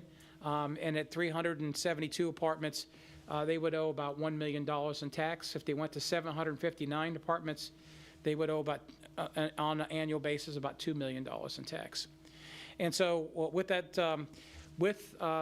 and you see a phrase on here, affordable is the current market rate. I'll explain to you in here in a little bit. But it virtually makes the qualification for the 75% property tax exemption automatic. And that's what makes it pure profit. Because when you can charge the same rental rate as the apartment down the street, then the tax exemption is pure profit. So as I intended here, that I know when you talk to the legislators, their intent was as a tax exemption would subsidize the rental rates, but when the tax exemption is tied to a flawed range that qualifies for the rental units, it certainly changes that philosophy. And so when you have current market rate and then you provide the tax exemption, that's what becomes pure profit. And then the pure profit then becomes leveraged. And anybody in business said, well, if I'm going to save $1 to $2 million a year, this tax exemption goes for 30 years, and I'll show you some language in there. Then what can I buy for 30 to 60 million? Basically, your acceleration of commercial property, then it starts compounding. And it compounds project by project, because if I can compound $30 to $60 million every project, then the acceleration of purchasing commercial property is real. And so we anticipate in this law that there'll be a significant loss of commercial tax base because of this acceleration, not only for vacant property, new development, but also redevelopment. And when we go across the county and talk to our other city managers, we see that there's truly some of our older commercial areas are really exposed for purchasing because of the lucrative offers that some of these places will get. And so obviously, when we talk to the county, there could be some areas around the Sunrail station that could go under the Live Local Act. There's a loss for the Sunrail station, and as I explained to some of the representatives, the Sunrail station is a state system. And we, as a city, back in 2010, increased the density around the Sunrail station for mass transit to support the state system. And now these could be tax exempt areas. And so not only do we lose, the tax exemption applies to local school funding, it applies to county funding, and applies to city funding. And then there's loss of jobs for the intended workforce. As you lose your commercial tax base, the jobs disappear. And so what was intended for the jobs for the workforce is no longer there. And so that's some of the things that I did some interviews today. The balance. The balance has been disrupted. When you add so much housing and the jobs are not there, then is it really affordable housing anymore because the jobs are not there? So this is getting into some of the reasoning and some of the recommended. Obviously, one of our major concerns is that this law could supersede and violate the PUD agreements. There's a phrase in here that gives us some concern, and we're really concerned about potential lawsuits on violating the PUD agreements, and we're concerned about how case law is going to mold this law. And so you read in here that obviously a municipality must authorize, and they use terms like must and shall in this also a lot, authorize multifamily or mixed-use residential as allowable uses. And this is where the phrase, the ambiguity in this is in any area zoned for commercial, industrial, or mixed use. It doesn't say zoned for commercial, industrial, or mixed use. It says zoned for commercial, industrial, or mixed use. If at least 40% of the residential units in the proposed multifamily development for a period of at least 30 years is affordable as defined in Chapter 420. And so this what creates the ambiguity. We have some PUDs like the Berry Golf and Country Club where you got 17.34 acres in front of the Berry Golf and Country Club. The PUD agreement, there's only 73. A lot of your PUD agreements have maximum number of living units that are allowed. The Berry Golf and Country Club has only 73 units left. And if this law is allowed to supersede or violate the PUD, on 17.34 acres using the 32 units an acre, that's allowed, that's 555 apartments that could be built on this particular property. And it would really violate, because there's only 73 units left in this PUD. And so that's why certainly we're concerned about the significant loss of property values for residents, and obviously the golf course threat. There's some talk about expansion of this law to include golf courses, but there's also, as we talk to the other cities around the state, some of their golf courses are zoned commercial. Fortunately for us, they're zoned residential. The city of Plant City, if you Google Plant City, there's 2,000 residents that are really upset because the Live Local Act is now, Live Local apartments are now purchasing a golf course that was actually zoned commercial.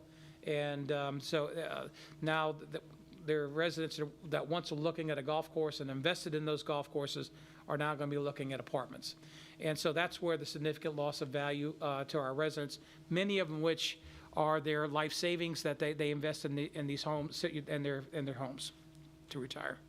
And the same thing with Glen Abbey on the right. It is also a commercial use in the Glen Abbey PUD. Now, let me back up a little bit. The PUD with DeBerry Golf and Country Club was established in 1989. The PUD in Glen Abbey was established in 1972.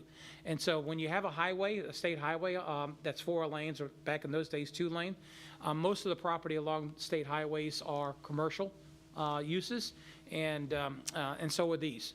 And so even though they're inside a PUD, the frontage on 1792 have commercial use. And if you remember back to that statement, in any area zoned for, and that provides the ambiguity, and it's a concern that case law might shape this law and supersede PUDs agreements. And so our lobbyists have already been to Senator President Pasadomo's office. They indicated that they didn't intend to violate the PUD agreements. However, when we look at some earlier versions, the specific language has been in there, but it was removed at the 11th hour when this bill was passed. And so we want some specific language in there to assure that PUD agreements stay intact and then they're not superseded or violated. And so this is our first priority, and obviously we want clarification to this section of the statute. And the recommended language is that this statute does not apply to commercial, industrial, or mixed uses within the existing PUD developments. And so this will protect us. Most of our 900 acres are within PUDs, and this will assure the city that these agreements will not be superseded or violated, and we need the specific language in the revision. And that will reassure that there's not any expansion of interpretation of this section. One of the other claims we make in the second claim, obviously, is affordable is not affordable. It's current market rate, and this is what gives the power to some of the claims that we're making.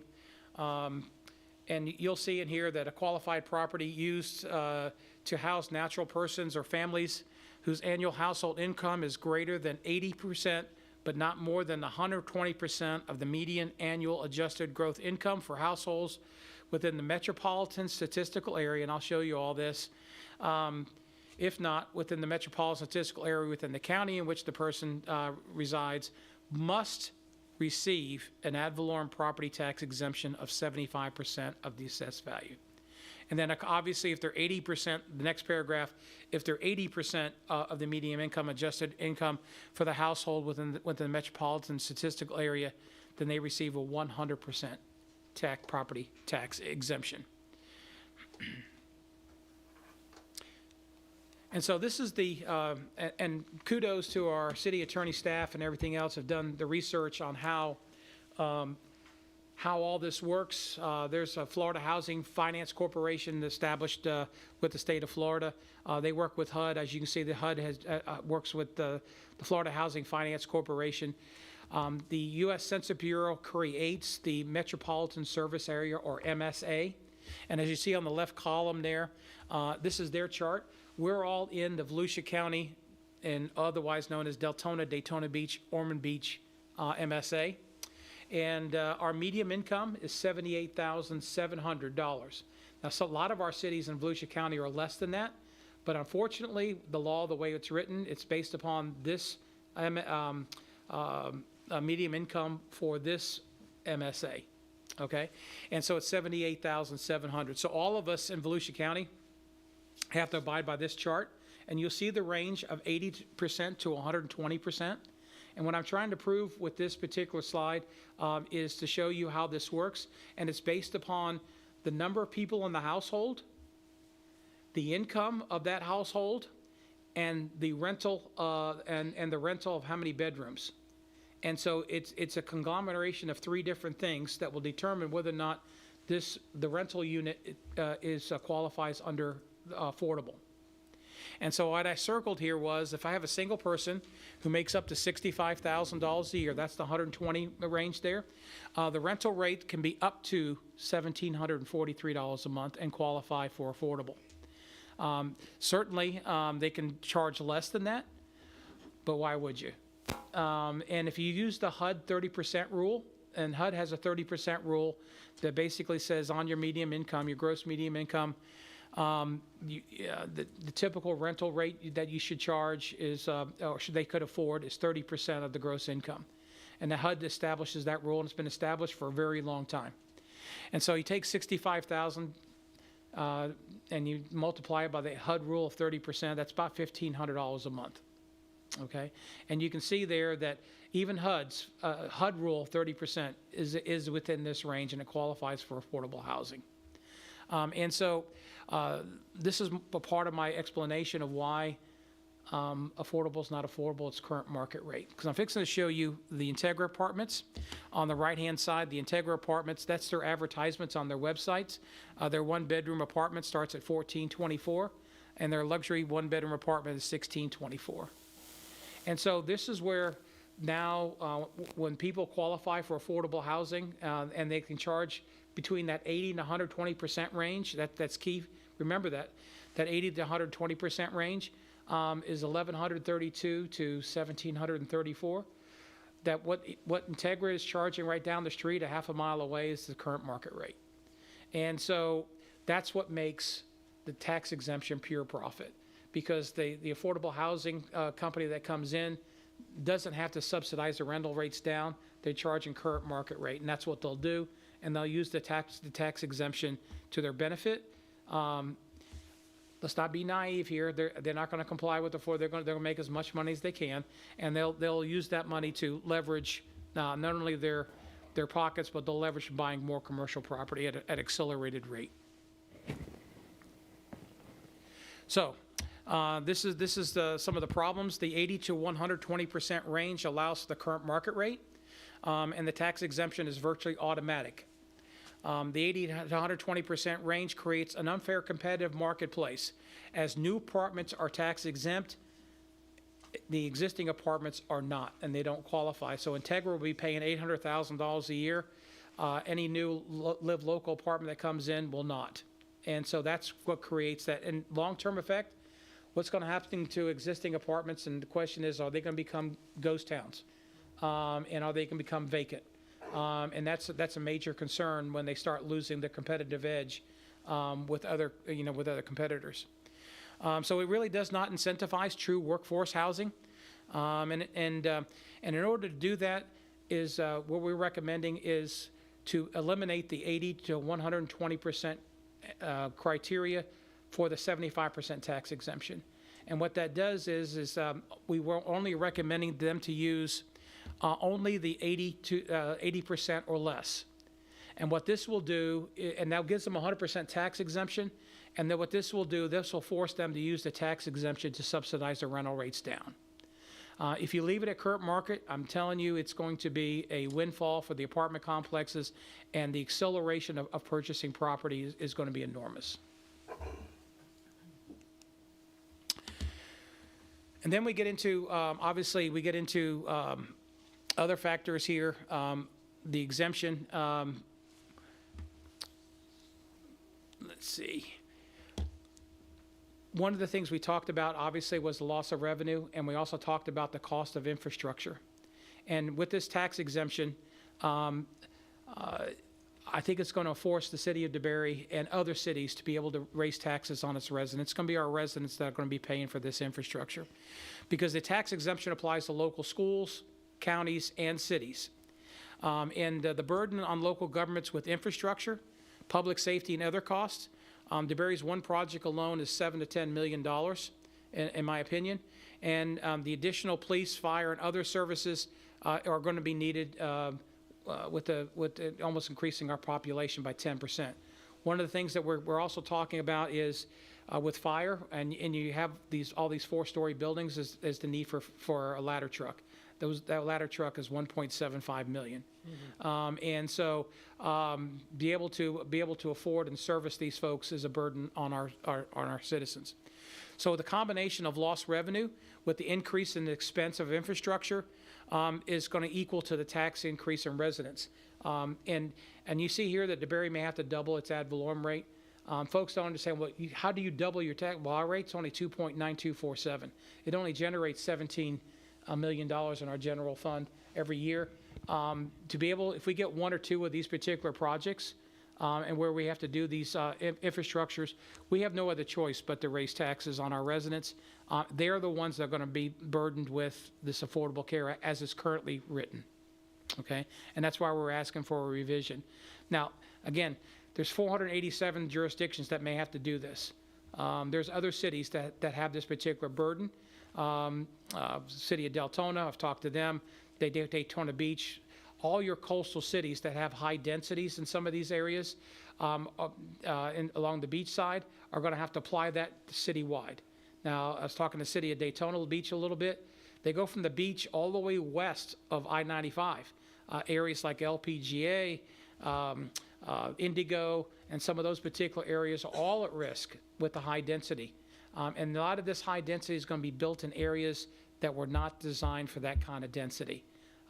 In DeBerry here, yeah, we plan 32 units an acre around the Sunrail, but under this law, the 32 acres can be applied anywhere, commercial or industrial uses as currently written.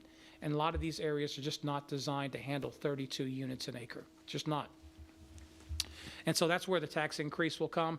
The loss of revenue combined with the increase in expense.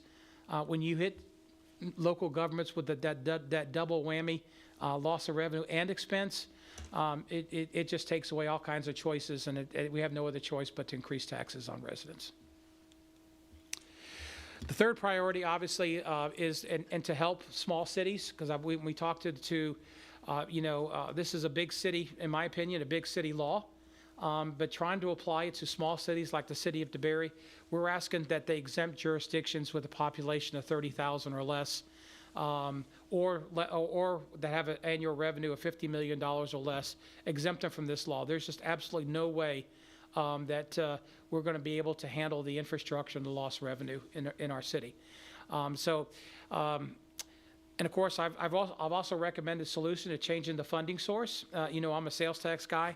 I've talked to them a couple times about creating a fund from the sales tax revenues to where these guys can pay their local taxes, but apply for their refunds through excess sales tax funds.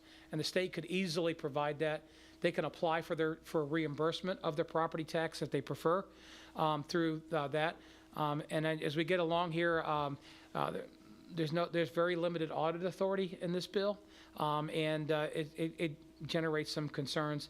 So I've recommended some solutions that will make it a lot simpler process, an easier process, and reduce the tax burden on local residents.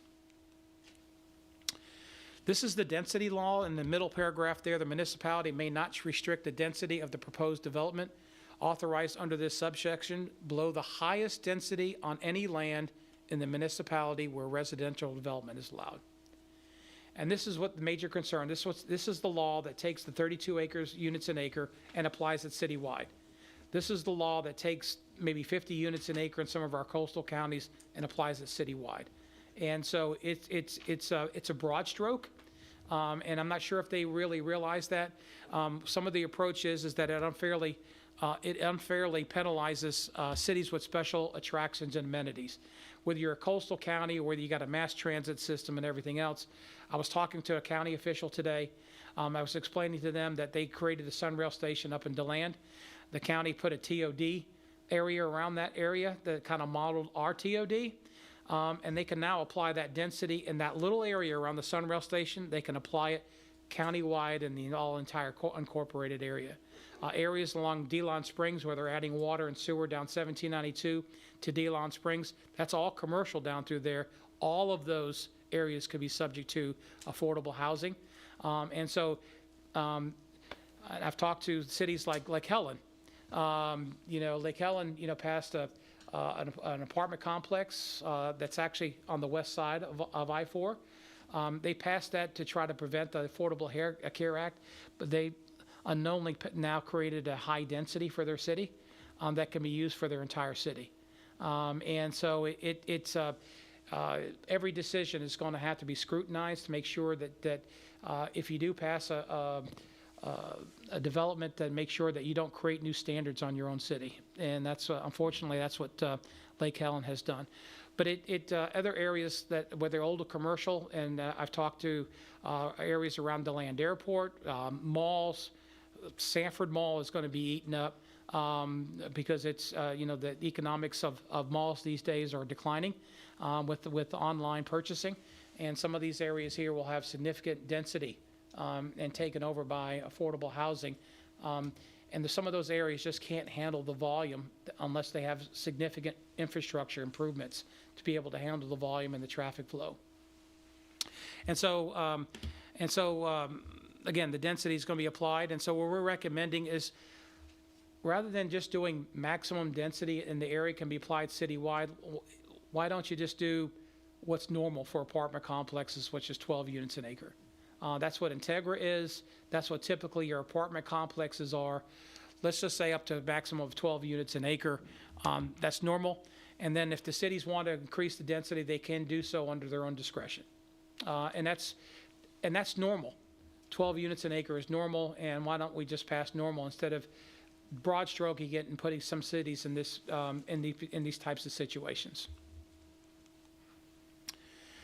One of the things that bothers me with this particular law, and it does me, because it requires, and on the bottom paragraph there, you'll see a proposed development authorized under this section must be administratively approved, and no further action by the governing body of the municipality is required.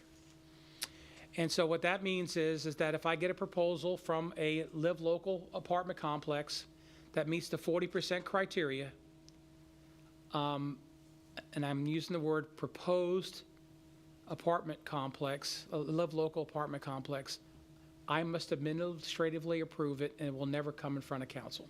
Correct.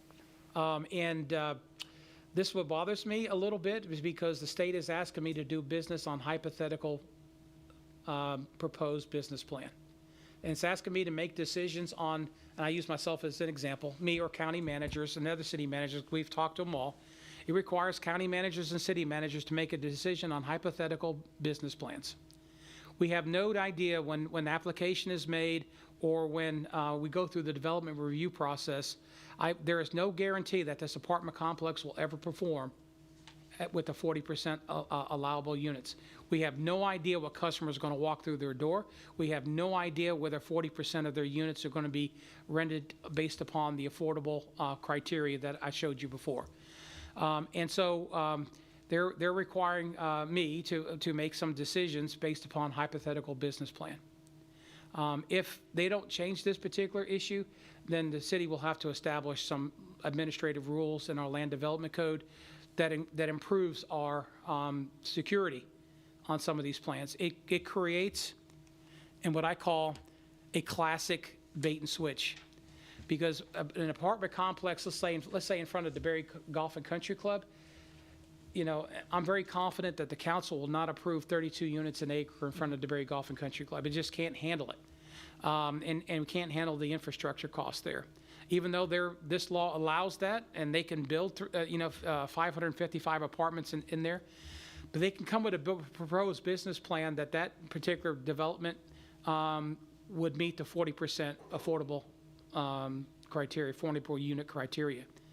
And with their having all perfect intentions of accomplishing that, or they have no intentions of accomplishing that, they can force me to administratively approve it.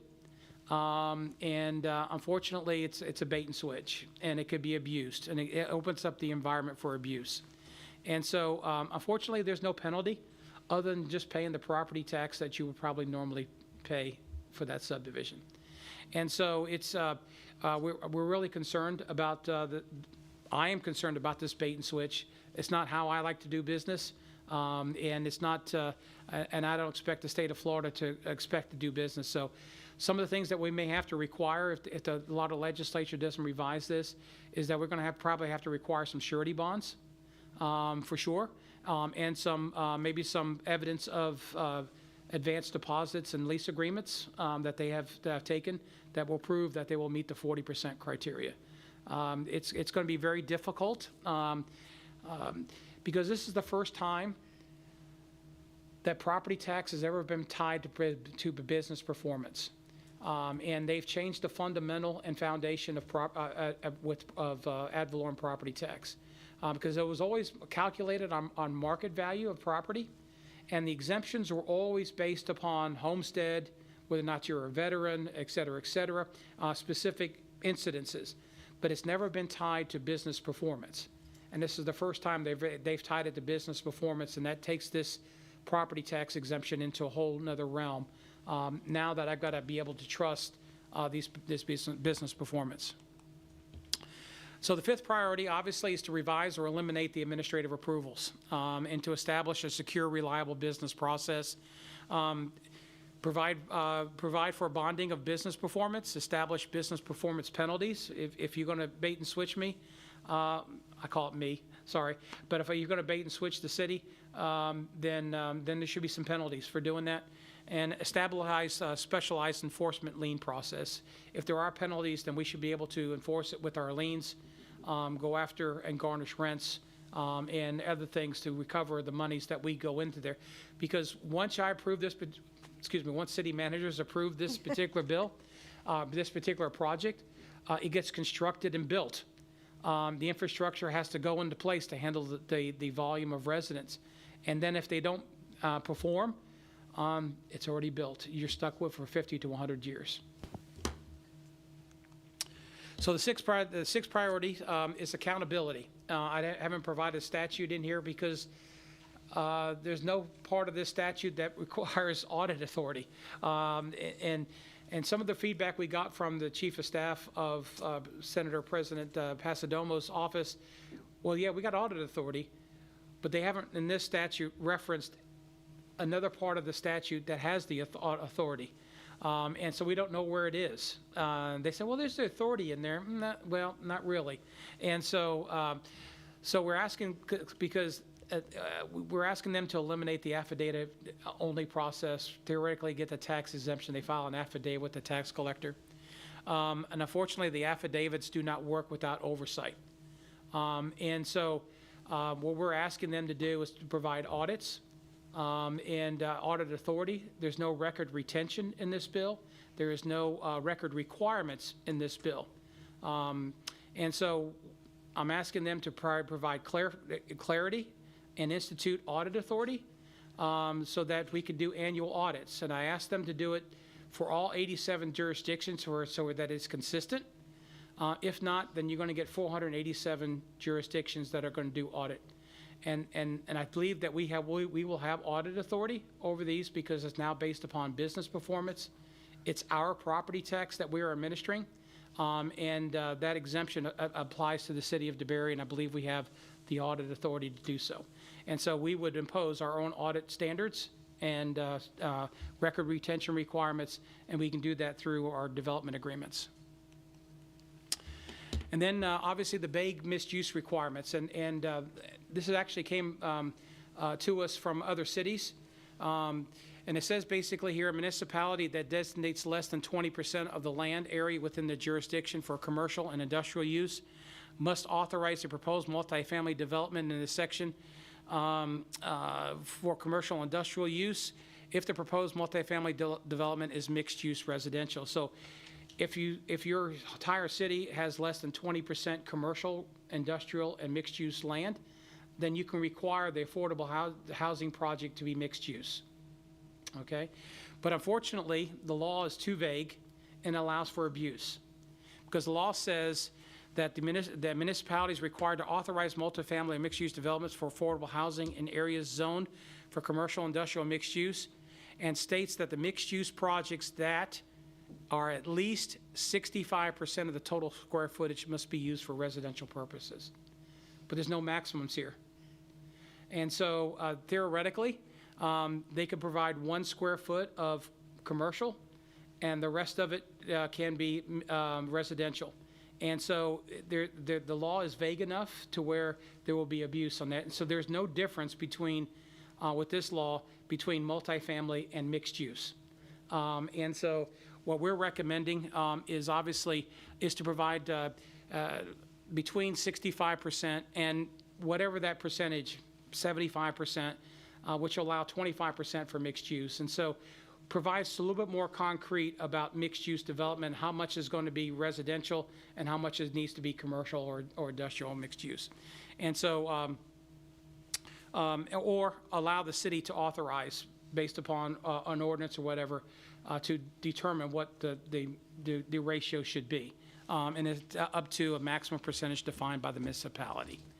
And so, again, the law is a little too vague, and it allows for areas of abuse. So there are specific areas in here that are too vague that allows for abuse of this particular law. And so those are some of the things that we want to clean up and provide there. So that, again, Mayor and Council, these are these last slides are just the priorities that we are recommending to the Florida Legislature. And if you have any questions, I'll be glad to take them at this particular point in time. But I just wanted to provide you an overview. We are doing a community meeting on November the 7th with our residents. I think it's prudent for us to sit down with our residents to let them know what's at stake here at the City of DeBary, what type of risks they are, and what they're maybe subject to. Because we get 1 or 2 of these particular projects, a city our size, we have no choice but to raise taxes on our residents, and then our residents will be paying for the affordable housing projects that are coming in. And so with that, I'll take questions and any questions that you might have. City Clerk, do you have any public participation? No, ma'am, we do not. Okay, Councilmember Sell, questions or reactions? The first thing that came to mind when I read all this was I would love to see a map of the 900 acres and where folks would be impacted by this law, possibly in the future with apartment complexes and those. We know about the area down there by Springview would be impacted. We already know that because he's already going to let his input expire. This is really not a Live Local Act. It's a Tax Locals Act, because if this was to go unchecked, if you live here today, tomorrow your taxes could double. It's going to impact schools with overcrowding and having to build more schools. It's going to impact our roads, which is traffic on the roads. It also impacts if you voted for Jim because you thought Jim would be tough on build, which seems to be happening just about everywhere. You would have no idea how bad it would be when you eliminate a council completely out of the equation. Contrary to popular belief in the newspapers, a lot of us do care about the build in Volusia County. I mean, we live here, we drive here, we see new red lights go up, we see we're longer at red lights. We try our best. I know our council tries our best to have as little impact as possible with new growth. And this right here would eliminate us, all of us. Even if there's just 3 of us that cared, it's going to eliminate us. It's going to eliminate us from the equation. You're just going to see things being thrown up everywhere, and your taxes going up, and you're going to be waiting longer at more red lights in the future.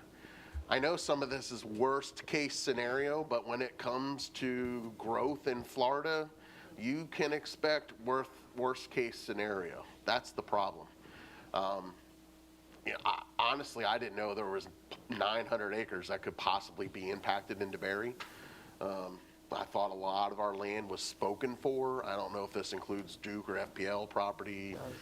I know if somebody comes with a rather large check, somebody may or may not sell that land and build.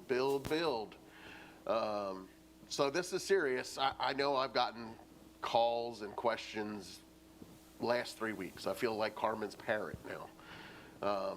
He's gotten me up to speed on it, and he immediately picked up on what could possibly be the worst case scenario and what could possibly happen to the city of DeBary. And I know that would be multiplied by the 16 cities we have in Volusia County, and imagine the whole state of Florida.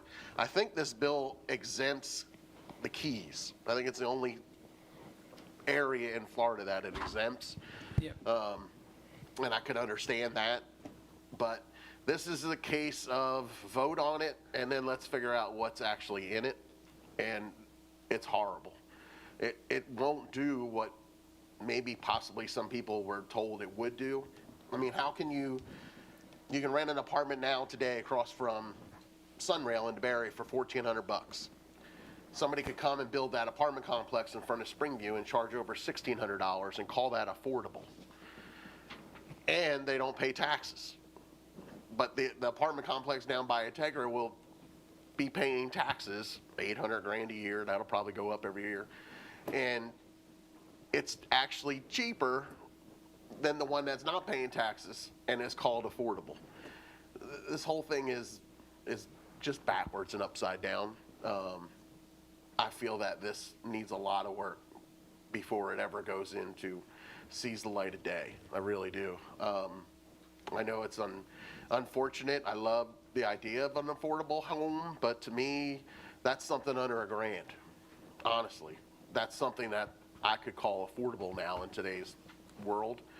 But you know, $1,600, $1,700 for a single bedroom apartment, I don't see that being affordable for most people. So this whole thing frustrates me. I could talk about it for days.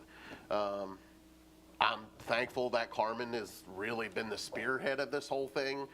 I heard the mayor of Miami, I believe, is on board, and she's kind of got educated and she's up to speed on it. I don't know how many other areas of Florida are really up to speed on this. I fear that one day they're just going to bulldoze down a bunch of trees and build an apartment complex, and then people are going to start asking questions, and it's too late. It's too late. You got to get in front of this. You got to slow it down. You got to get some tweaks in here. I understand what maybe they were possibly trying to do, but this isn't it. This is horrible, and it could really impact the city of DeBary and most other little cities here in Volusia County. I mean, I just don't see this being everything it was supposed to be cracked up to be. So I thank Carmen for being the spearhead and being in front of it. I know people might feel that he's using some scare tactics, you know, but and this I just feel that I don't trust the other side to do the right thing. And that's why I think this needs to be shelved or massively tweaked to give us a little bit of headroom here. This is just crazy. So. Well, and just the comment on the exaggeration, this is the examples I've used are real life. They're not made up. They're real life, and I try to provide as much fact-based evidence as possible. And so in each city, yeah, they were a little slow on getting up to speed. They all have, I think, through our conversations, have really picked up their risk assessment for their own city and see where their vulnerable areas are. And I think they're getting on board with some of these particular changes as they do their risk assessment. Also, I got my newsletter today, and it had all this in there, which was really good timing. Right. And I really love the idea of having the folks show up at Gateway for getting them all up to speed. I hope it's sold out, so that way they realize what's going on. Because once you remove councils statewide, you've stopped any kind of checks and balances. I mean, again, if you thought it was bad now, it's just going to be out of control. So Thanks, Carmen, for all this. Councilmember Papalardo? Yeah. If I wasn't on mute, I have so many thoughts. So this is exactly what I've been hopeful that we can protect with our strategy of density mitigation, I keep calling it, is that when we find a developer that's willing to take 8 for an acre in a potentially high density area instead of testing them, and then they run off and then they come back with 32 to an acre. I've been very pleased with how we've used that strategy in the past. And you know, like this is a very frustrating thing. I put together a little financial model to see what the average homeowner might pay over the course of 30 years if they put the difference into a simple mutual fund. Someone that owned a $220,000 taxable basis home, that's after all exemptions, which is pretty modest in DeBary, poses to lose $211,000 over the course of 30 years because of this. And that's from a combination of local, municipal ad valorem tax, might have to increase some non-ad valorem tax, but I'm not even going into that, county ad valorem taxes and school ad valorem taxes. Like, there is a huge, massive impact that can be derived and be extremely harmful. Like, I want to have $211,000 in my retirement, not paying for an apartment owner because he's going to skirt free on every homeowner's back that has already lived here. There's my financial rant. It's so frustrating. But then, so you know, something I've been very vocal about and trying to continue to bring up when strategies come up is our inflow and outflow of labor. DeBary has a labor outflow. There's very few jobs comparatively in DeBary. Compared to DeLand, more people work in DeLand than that live in DeLand. It's a great, healthy economic engine. We have been trying to establish some forms of development that will encourage local jobs. And you know, I don't like platitudes, but we need the Work Local Act, not the Live Local Act. It's very much more for Metro Orlando, like a downtown Orlando. They need people living there because no one can afford it. You know, anyone with even a white-collar, very lucrative job struggles to afford something like that. So there's a rant, but I love these proposals that you have put forth. I really hope we start getting, you can find some traction and success. I'm willing to go out there and lobby when it's appropriate on the city's behalf. I don't know the extent that I can do that, but I'm ready to hit the pavement because it's very frustrating. Thank you very much for this. Thank you. Councilmember Stevenson? Yes, I'd also start off by saying thank you for this presentation.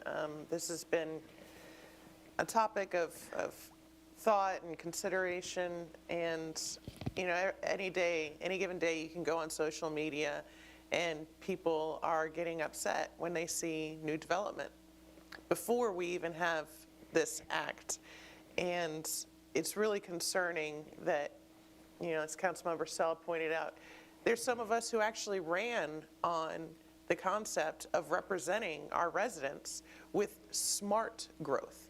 And this Live Local Act for a small town does not represent smart growth. As Councilmember Papalardo said, and I think I would agree also, something like Orlando possibly could benefit from the Live Local Act, but they have a bigger tax base. They need more affordable housing. It just doesn't work for our city. I'm really concerned about the tax impact for our citizens with our small tax base. And I think that you have a lot of really good suggestions. I hope that the legislators and the lobbyists are able to really present this. If you do that calculation at the beginning of the presentation, you said we had 900 acres times 32. That comes out to 28,000. Yeah. So our population could more than double. And it would be entirely on the backs of our current citizens. And then you have the tax collector who's stuck trying to enforce this. When you read some of the details that are in the bills there, how does he feel about having to enforce some of these tax laws where it says, you know, in the previous 10 years, if you weren't entitled, then you have a subject taxes exempted by improper exemption plus a penalty of 50%. You know, that's a lot of bureaucracy for something to give a nonprofit the ability to build houses, you know, and charge everybody. I mean, I really just, I could see affordable housing being a worthy goal, but the way they have gone about it and the imbalance it creates with commercial properties and job creation, which we've tried to balance and plan out our cities for as well. Taking away local control is not the way to go, I think, and I would like for our state legislators to really reconsider some of these points that you've brought up. So, and hopefully our citizens get involved and speak their minds to the legislators as well. We've been very politically active as a city before when the need arises for us to be very vocal and send out lots of emails and phone calls, and I hope that our residents will do that again. Vice Mayor Butlin? Thank you, Mayor. I haven't liked this since you first presented it to us. I think there's a misrepresentation to the people that approved it as to what this really was. Either they haven't read it, they don't understand it, and I wonder why they're in the position they're in if they approve this. Because anytime you see the word exempt, flags should go up, everything should be on hold, it should be, you know. And I've said this over and over again, how can they approve this and not have settled on all the issues? When we have a development review right now, the school board gets a copy of the plans, and where do they sit in this? If they say no to this project, can they say no as a school board? No. They have an option to say no, because in this particular bill, it's only the cities and county. Now, whether they fall under the county purview, I don't know that yet or not. Yes, they have currently, before this law, they currently are the superior authority. They can, if they can handle the kids, they issued that certificate of occupancy. But when you meet with them, they'll tell you that their statistics are such, and maybe a little outdated, that the chances of them disapproving a project is almost nil. Okay. And I agree with Jim, Councilmember Papalardo, about the ad valorem rates and the non-ad valorem. Who gets that? I mean, if we have to pay for infrastructure and roads, and are they, I just don't understand all that. I don't understand how the burden can be on those that are existing today for the future. Well, it used to be in the past, when a developer develops, they would have to pay their full impacts, and that used to be a negotiation. But in the statutes, it limits proportionate share. The cities are limited on how much, and that's why they call it proportionate share, because they pay a portion of what their impacts are going to be. And so, and that's where the excess, when you get above proportionate share, the excess is what the cities have to end up picking up. And so, yeah, even though we have a mobility fees and their impact fees and all that kind of stuff, they still don't cover the cost of growth. They still don't. As I said before, the cost of roads have doubled in the last 3 years. When we look at our upgrade on Fort Florida Road, gosh, it's enormous amount of money that they're charging for that. Benson Junction Road went from $3 million 3-4 years ago to now it's $5.3 million just for the same project. And so the construction costs, labor costs, the supply of materials and everything else are just driving up costs so much that trying to keep up with infrastructure with growth is an enormous challenge. And that's why we try to go to the Florida legislature as much as we can to help fund some of our projects. One of our legislative appropriations this year, we're requesting $4.3 million for Benson Junction, and us matching it with $1 million. And coming up with $1 million is tough for us, but we're taking the opportunity to see if we can get the 4.3 just to get the road up to grade. And even though it's going to be 2 lanes with curbs and gutters, a volume that that's 2,000 cars a day or 3,000 or 4,000 cars a day, that road will have to be expanded to at least 3 lanes, if not 4. And then who's going to pay those costs? The developer will pay a portion of that, and their proportionate share, but the city's going to end up picking up the balance. And the other thing, I mean, I know we have a presentation to the residents, which I've encouraged people to go and register so we can explain to them what we're fighting for, because it's going to be a fight. It's definitely going to be a fight. Can we have a list of all the senators and representatives' addresses and contact information? I think our residents need to just bombard them with emails or phone calls or something for that meeting. If It's in a newsletter today, I didn't see that yet. we will provide them to them. And certainly those who advocate I mean, everybody advocates for affordable housing, but this bill misses the mark a little bit, and it just needs to be revised. And what we're asking for, I mean, to eliminate this bill is not possible. No. But to get it revised to where it makes more business sense, and that's what we're asking for. Well, I don't think they intended it to be what it is. I mean, I really do feel that they just, okay, it's affordable housing. Let's just pass it and not read it. And I just have a big problem with the process that they did to get this. But I want to fight as much as we can, and I thank you again, like everyone said. I know this is on you, and you've been busy with it for the last couple of weeks, but we do need to fight for it, because this is unacceptable for any city to have to go through this. And if you're talking 411 cities to do this, or susceptible to this, that's a lot. And if they don't realize that wherever they live or whatever, that this is affecting their home as well, I think there's a big miss there. So I'm all for fighting for this. That's it for me. Okay. First off, I want to say that I am very proud of DeBerry in this issue and this fight. It's not Miami, Councilmember Sell, it's Doral, which is near Miami. Doral and we have been in contact because we saw that they were concerned. Plant City is concerned they have an issue over there. So we're talking 3, and maybe I'm missing a couple more. We're talking in the state of Florida with 467 jurisdictions potentially affected. 5 jurisdictions who have realized early on what a threat this could be and have engaged and have done the analysis and have built the business case in the state of Florida, including Little DeBerry. There is a lot to be proud of, our engagement on this issue and our taking the leadership in our local area to raise awareness. We have run into many of the other jurisdictions who knew the surface of what this law did, but had not explored in any depth what it might mean for their city.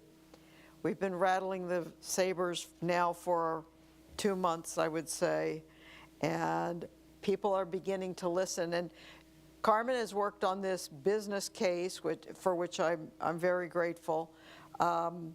It has to be dispassionately described why there's an issue, what could be done to fix it, without impugning the motives. This act was the crown jewel for Senate President Kathleen Passidomo, and in support of her, it got unanimous support. It was the first thing passed last session. It's one of the first things that came into effectiveness. We are not going to, and there are parts of it that are very helpful for housing. Funding for sale, other parts of it are very helpful. I think that of all of our asks, to be honest, getting them to walk away from the administrative implementation is going to be the hardest thing, in my estimation, because it was the solution that President Passidomo and others came up with because of the prevalence of not in my backyard. So the solution was, if it meets your code and it's in these zoning areas, it goes through. They are trying to streamline and shorten the development process by not letting it be the subject of a public hearing with hundreds of protesting residents and council members and commission members under pressure to do whatever they can, legal or not legal, to blow up the project. That is the ask that we have that I think we are personally, I think we are least likely to get. Some of these other things can be characterized as reasonable fine-tuning and making sure that intent was recognized, particularly about the PUDs. And yes, I agree, it was in early versions, and even though the Senate President believed that it was not applicable to PUDs. Somebody somewhere yanked it out. That's to be expected. Somebody has, in my guess, some interest in leaving that fuzzy. That, I think we can probably get clarified, because the champion of this bill, it is my understanding, did not intend that to be the case.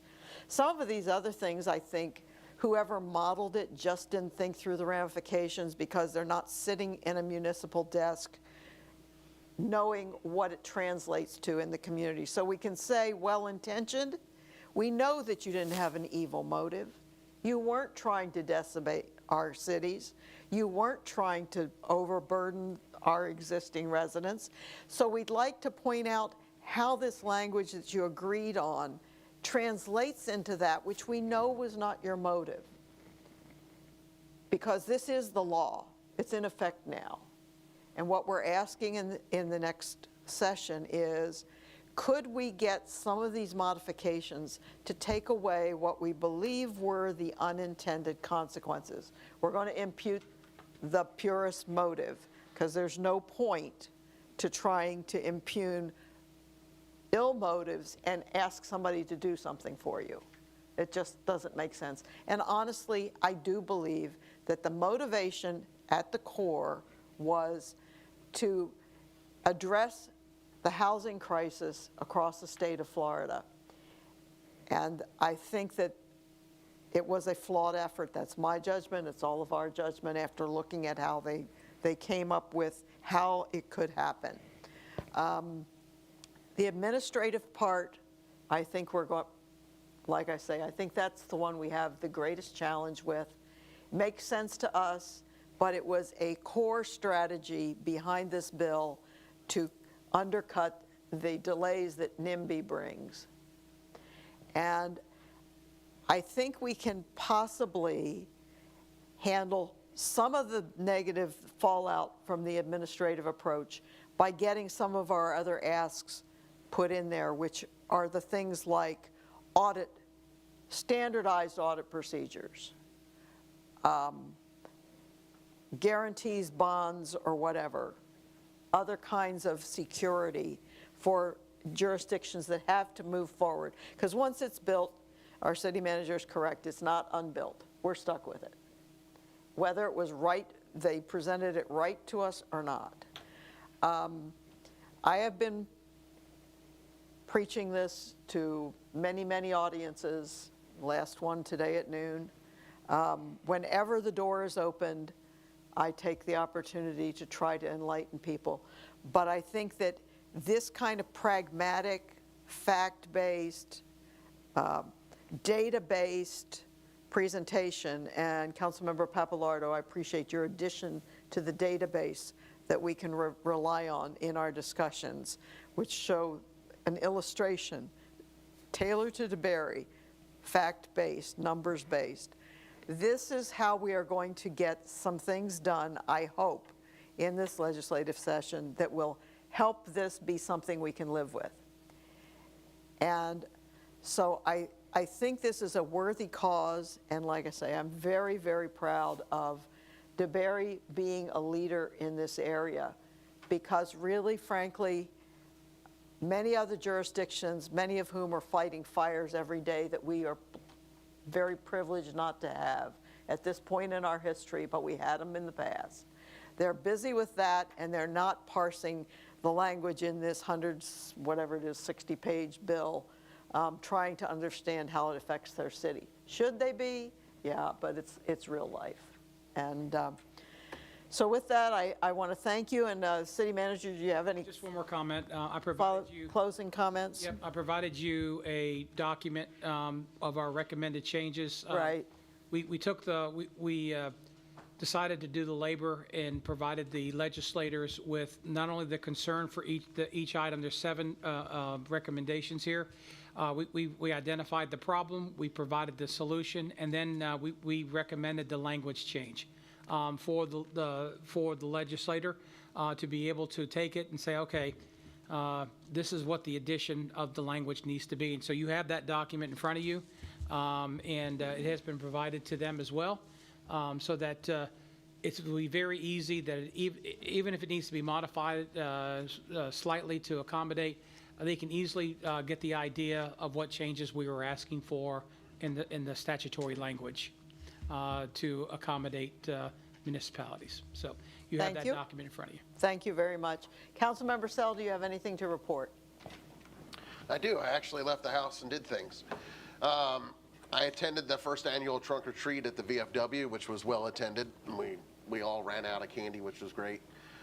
Did trivia night at the Gateway. Rumor is they may do that monthly starting next year. If you haven't done the trivia at Gateway, you need to keep an eye on their Facebook page, sign up. It was really good. It was probably had 15, 16 teams. Also attended Halloween in Springview, which was a hit again. I think I saw a lot of golf carts out there. I don't think there was any mishaps, so I call that a success. So this is going to be a busy next couple months for everybody. So that's it. Councilmember Papalardo? Last Saturday, I attended the fire station's open house, brought the kids. Luke had a blast. What a great time. We got to see the trucks, and there was a little demonstration, small fire hose for the kids. He was afraid of it. But it was a blast. Please support the Volunteer Fire Association. You can use their Venmo. It's DeBerry-VFA. Great time. Very appreciative of everything they do. Thank you. Councilmember Stevenson? Nothing to report this evening, thank you. Vice Mayor Butlin? I've been a little busy. I attended a Team Volusia Investor Development and Relations and Recruitment meeting. They had it at the Athens Theater, which was a very nice reception there. I also attended the Women Wellness opening at the Family Health Source in Deltona. I was on the Zoom call with the League advocacy meeting, and I also attended the Domestic Violence Community Awareness Night over at the Deltona Center, which was very interesting to see the people there and the resources that were available for that. And that's what I've been doing, but I also want to congratulate all the Halloween decoration winners. Yes. There's a long list there. Yes, I'm sure we will recognize them at some point. At some point, maybe. Yes. I don't know if we do those or not. But. I attended the TPO, which I do monthly. In accordance with regulations, the TPO has done a reapportionment of voting percentages and support percentages. It's required after every census, so this was a 10-year adjustment.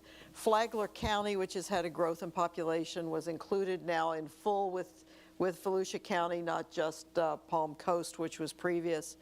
And so it's a lot of bureaucratic figuring to figure out what is fair and how do things happen. Essentially, at the end of the day, the formula that they came upon gives DeBerry and other sizable cities in Volusia one vote each, which is equally weighted, whereas before we were population-based, so we were actually just under 3%. Now we are between 4.5% and 5%. Now that will mean that our dues will go up. This is not a major cost to our budget. It will mean, but it also will mean that DeBerry's vote has the same weight as Daytona Beach's vote or Deltona. There was no perfect way to redo it, but I think they gave it a lot of work, and we ended up with that. It was passed. I also participated in the countywide legislative advocacy Zoom meeting with the Volusia League of Cities. Carmen presented Live Local Act during that meeting. I also was at the Firehouse Open House, a lot of fun for everyone, and second Councilmember Papalardo's support for that, or the volunteer organization. And today I spoke with the West Volusia chapter of the Military Officers Association of America. It was a luncheon that they have at DeBerry Golf and Country Club. They have taken to inviting me about once a year to update them on DeBerry. So we talked about Main Street and Alexander Island, and we had made progress since I talked to them about it before. We talked about a number of wonderful things about DeBerry, and then we had questions and answers. And so one of the questions related to growth, and I said, you know, we have property rights. What we do typically is we try to negotiate We try to see, okay, what is it we're legally have to deal with? How can we, through negotiation, make this into something that will serve our community? And we've been very successful with that. But then I said, but I also have something sobering to share with you. And then I started off on my live local spiel. So they were very interested, and there was a lot of absorbing of the information. And each time we have an opportunity to an audience that is ripe and willing to listen, I think it helps. It would be very unfortunate if we didn't make people aware and then we ended up with a project in the middle of our city that no one in their right mind otherwise would have approved. And it comes out then that, well, we just can't do anything, you know. This education ahead of time, even if it turns out that we are able to, through whatever negotiations and persuasion that we have, other means, through our land development code, if there are things we can build in to make the city as responsible as possible when they do these administrative approvals, which is required by law, I still think it's good. And anytime you have an opportunity to be an educator, this is critical enough that you need to take it. And so there was such an opportunity for me today. City Manager, do you have anything to report? Yes, Mayor, just one thing. I just wanted to give everybody an update on our downtown. It's our understanding that the second developer in our downtown area is now fully committed and executed their purchase of that property. So we'll be working on our groundbreaking ceremony again, and we'll reschedule that. Given all our time and the holidays and everything else, it may get scheduled maybe sometime in the beginning of January. Our staff is stretched pretty thin through the holidays, and so maybe we'll get a groundbreaking ceremony in January for our downtown. So I just want to let everybody know that all our partners are fully committed now. And City Attorney, do you have anything to report? No, Mayor, pass. Thank you. We stand adjourned. There is a food truck on Friday night at the Gateway.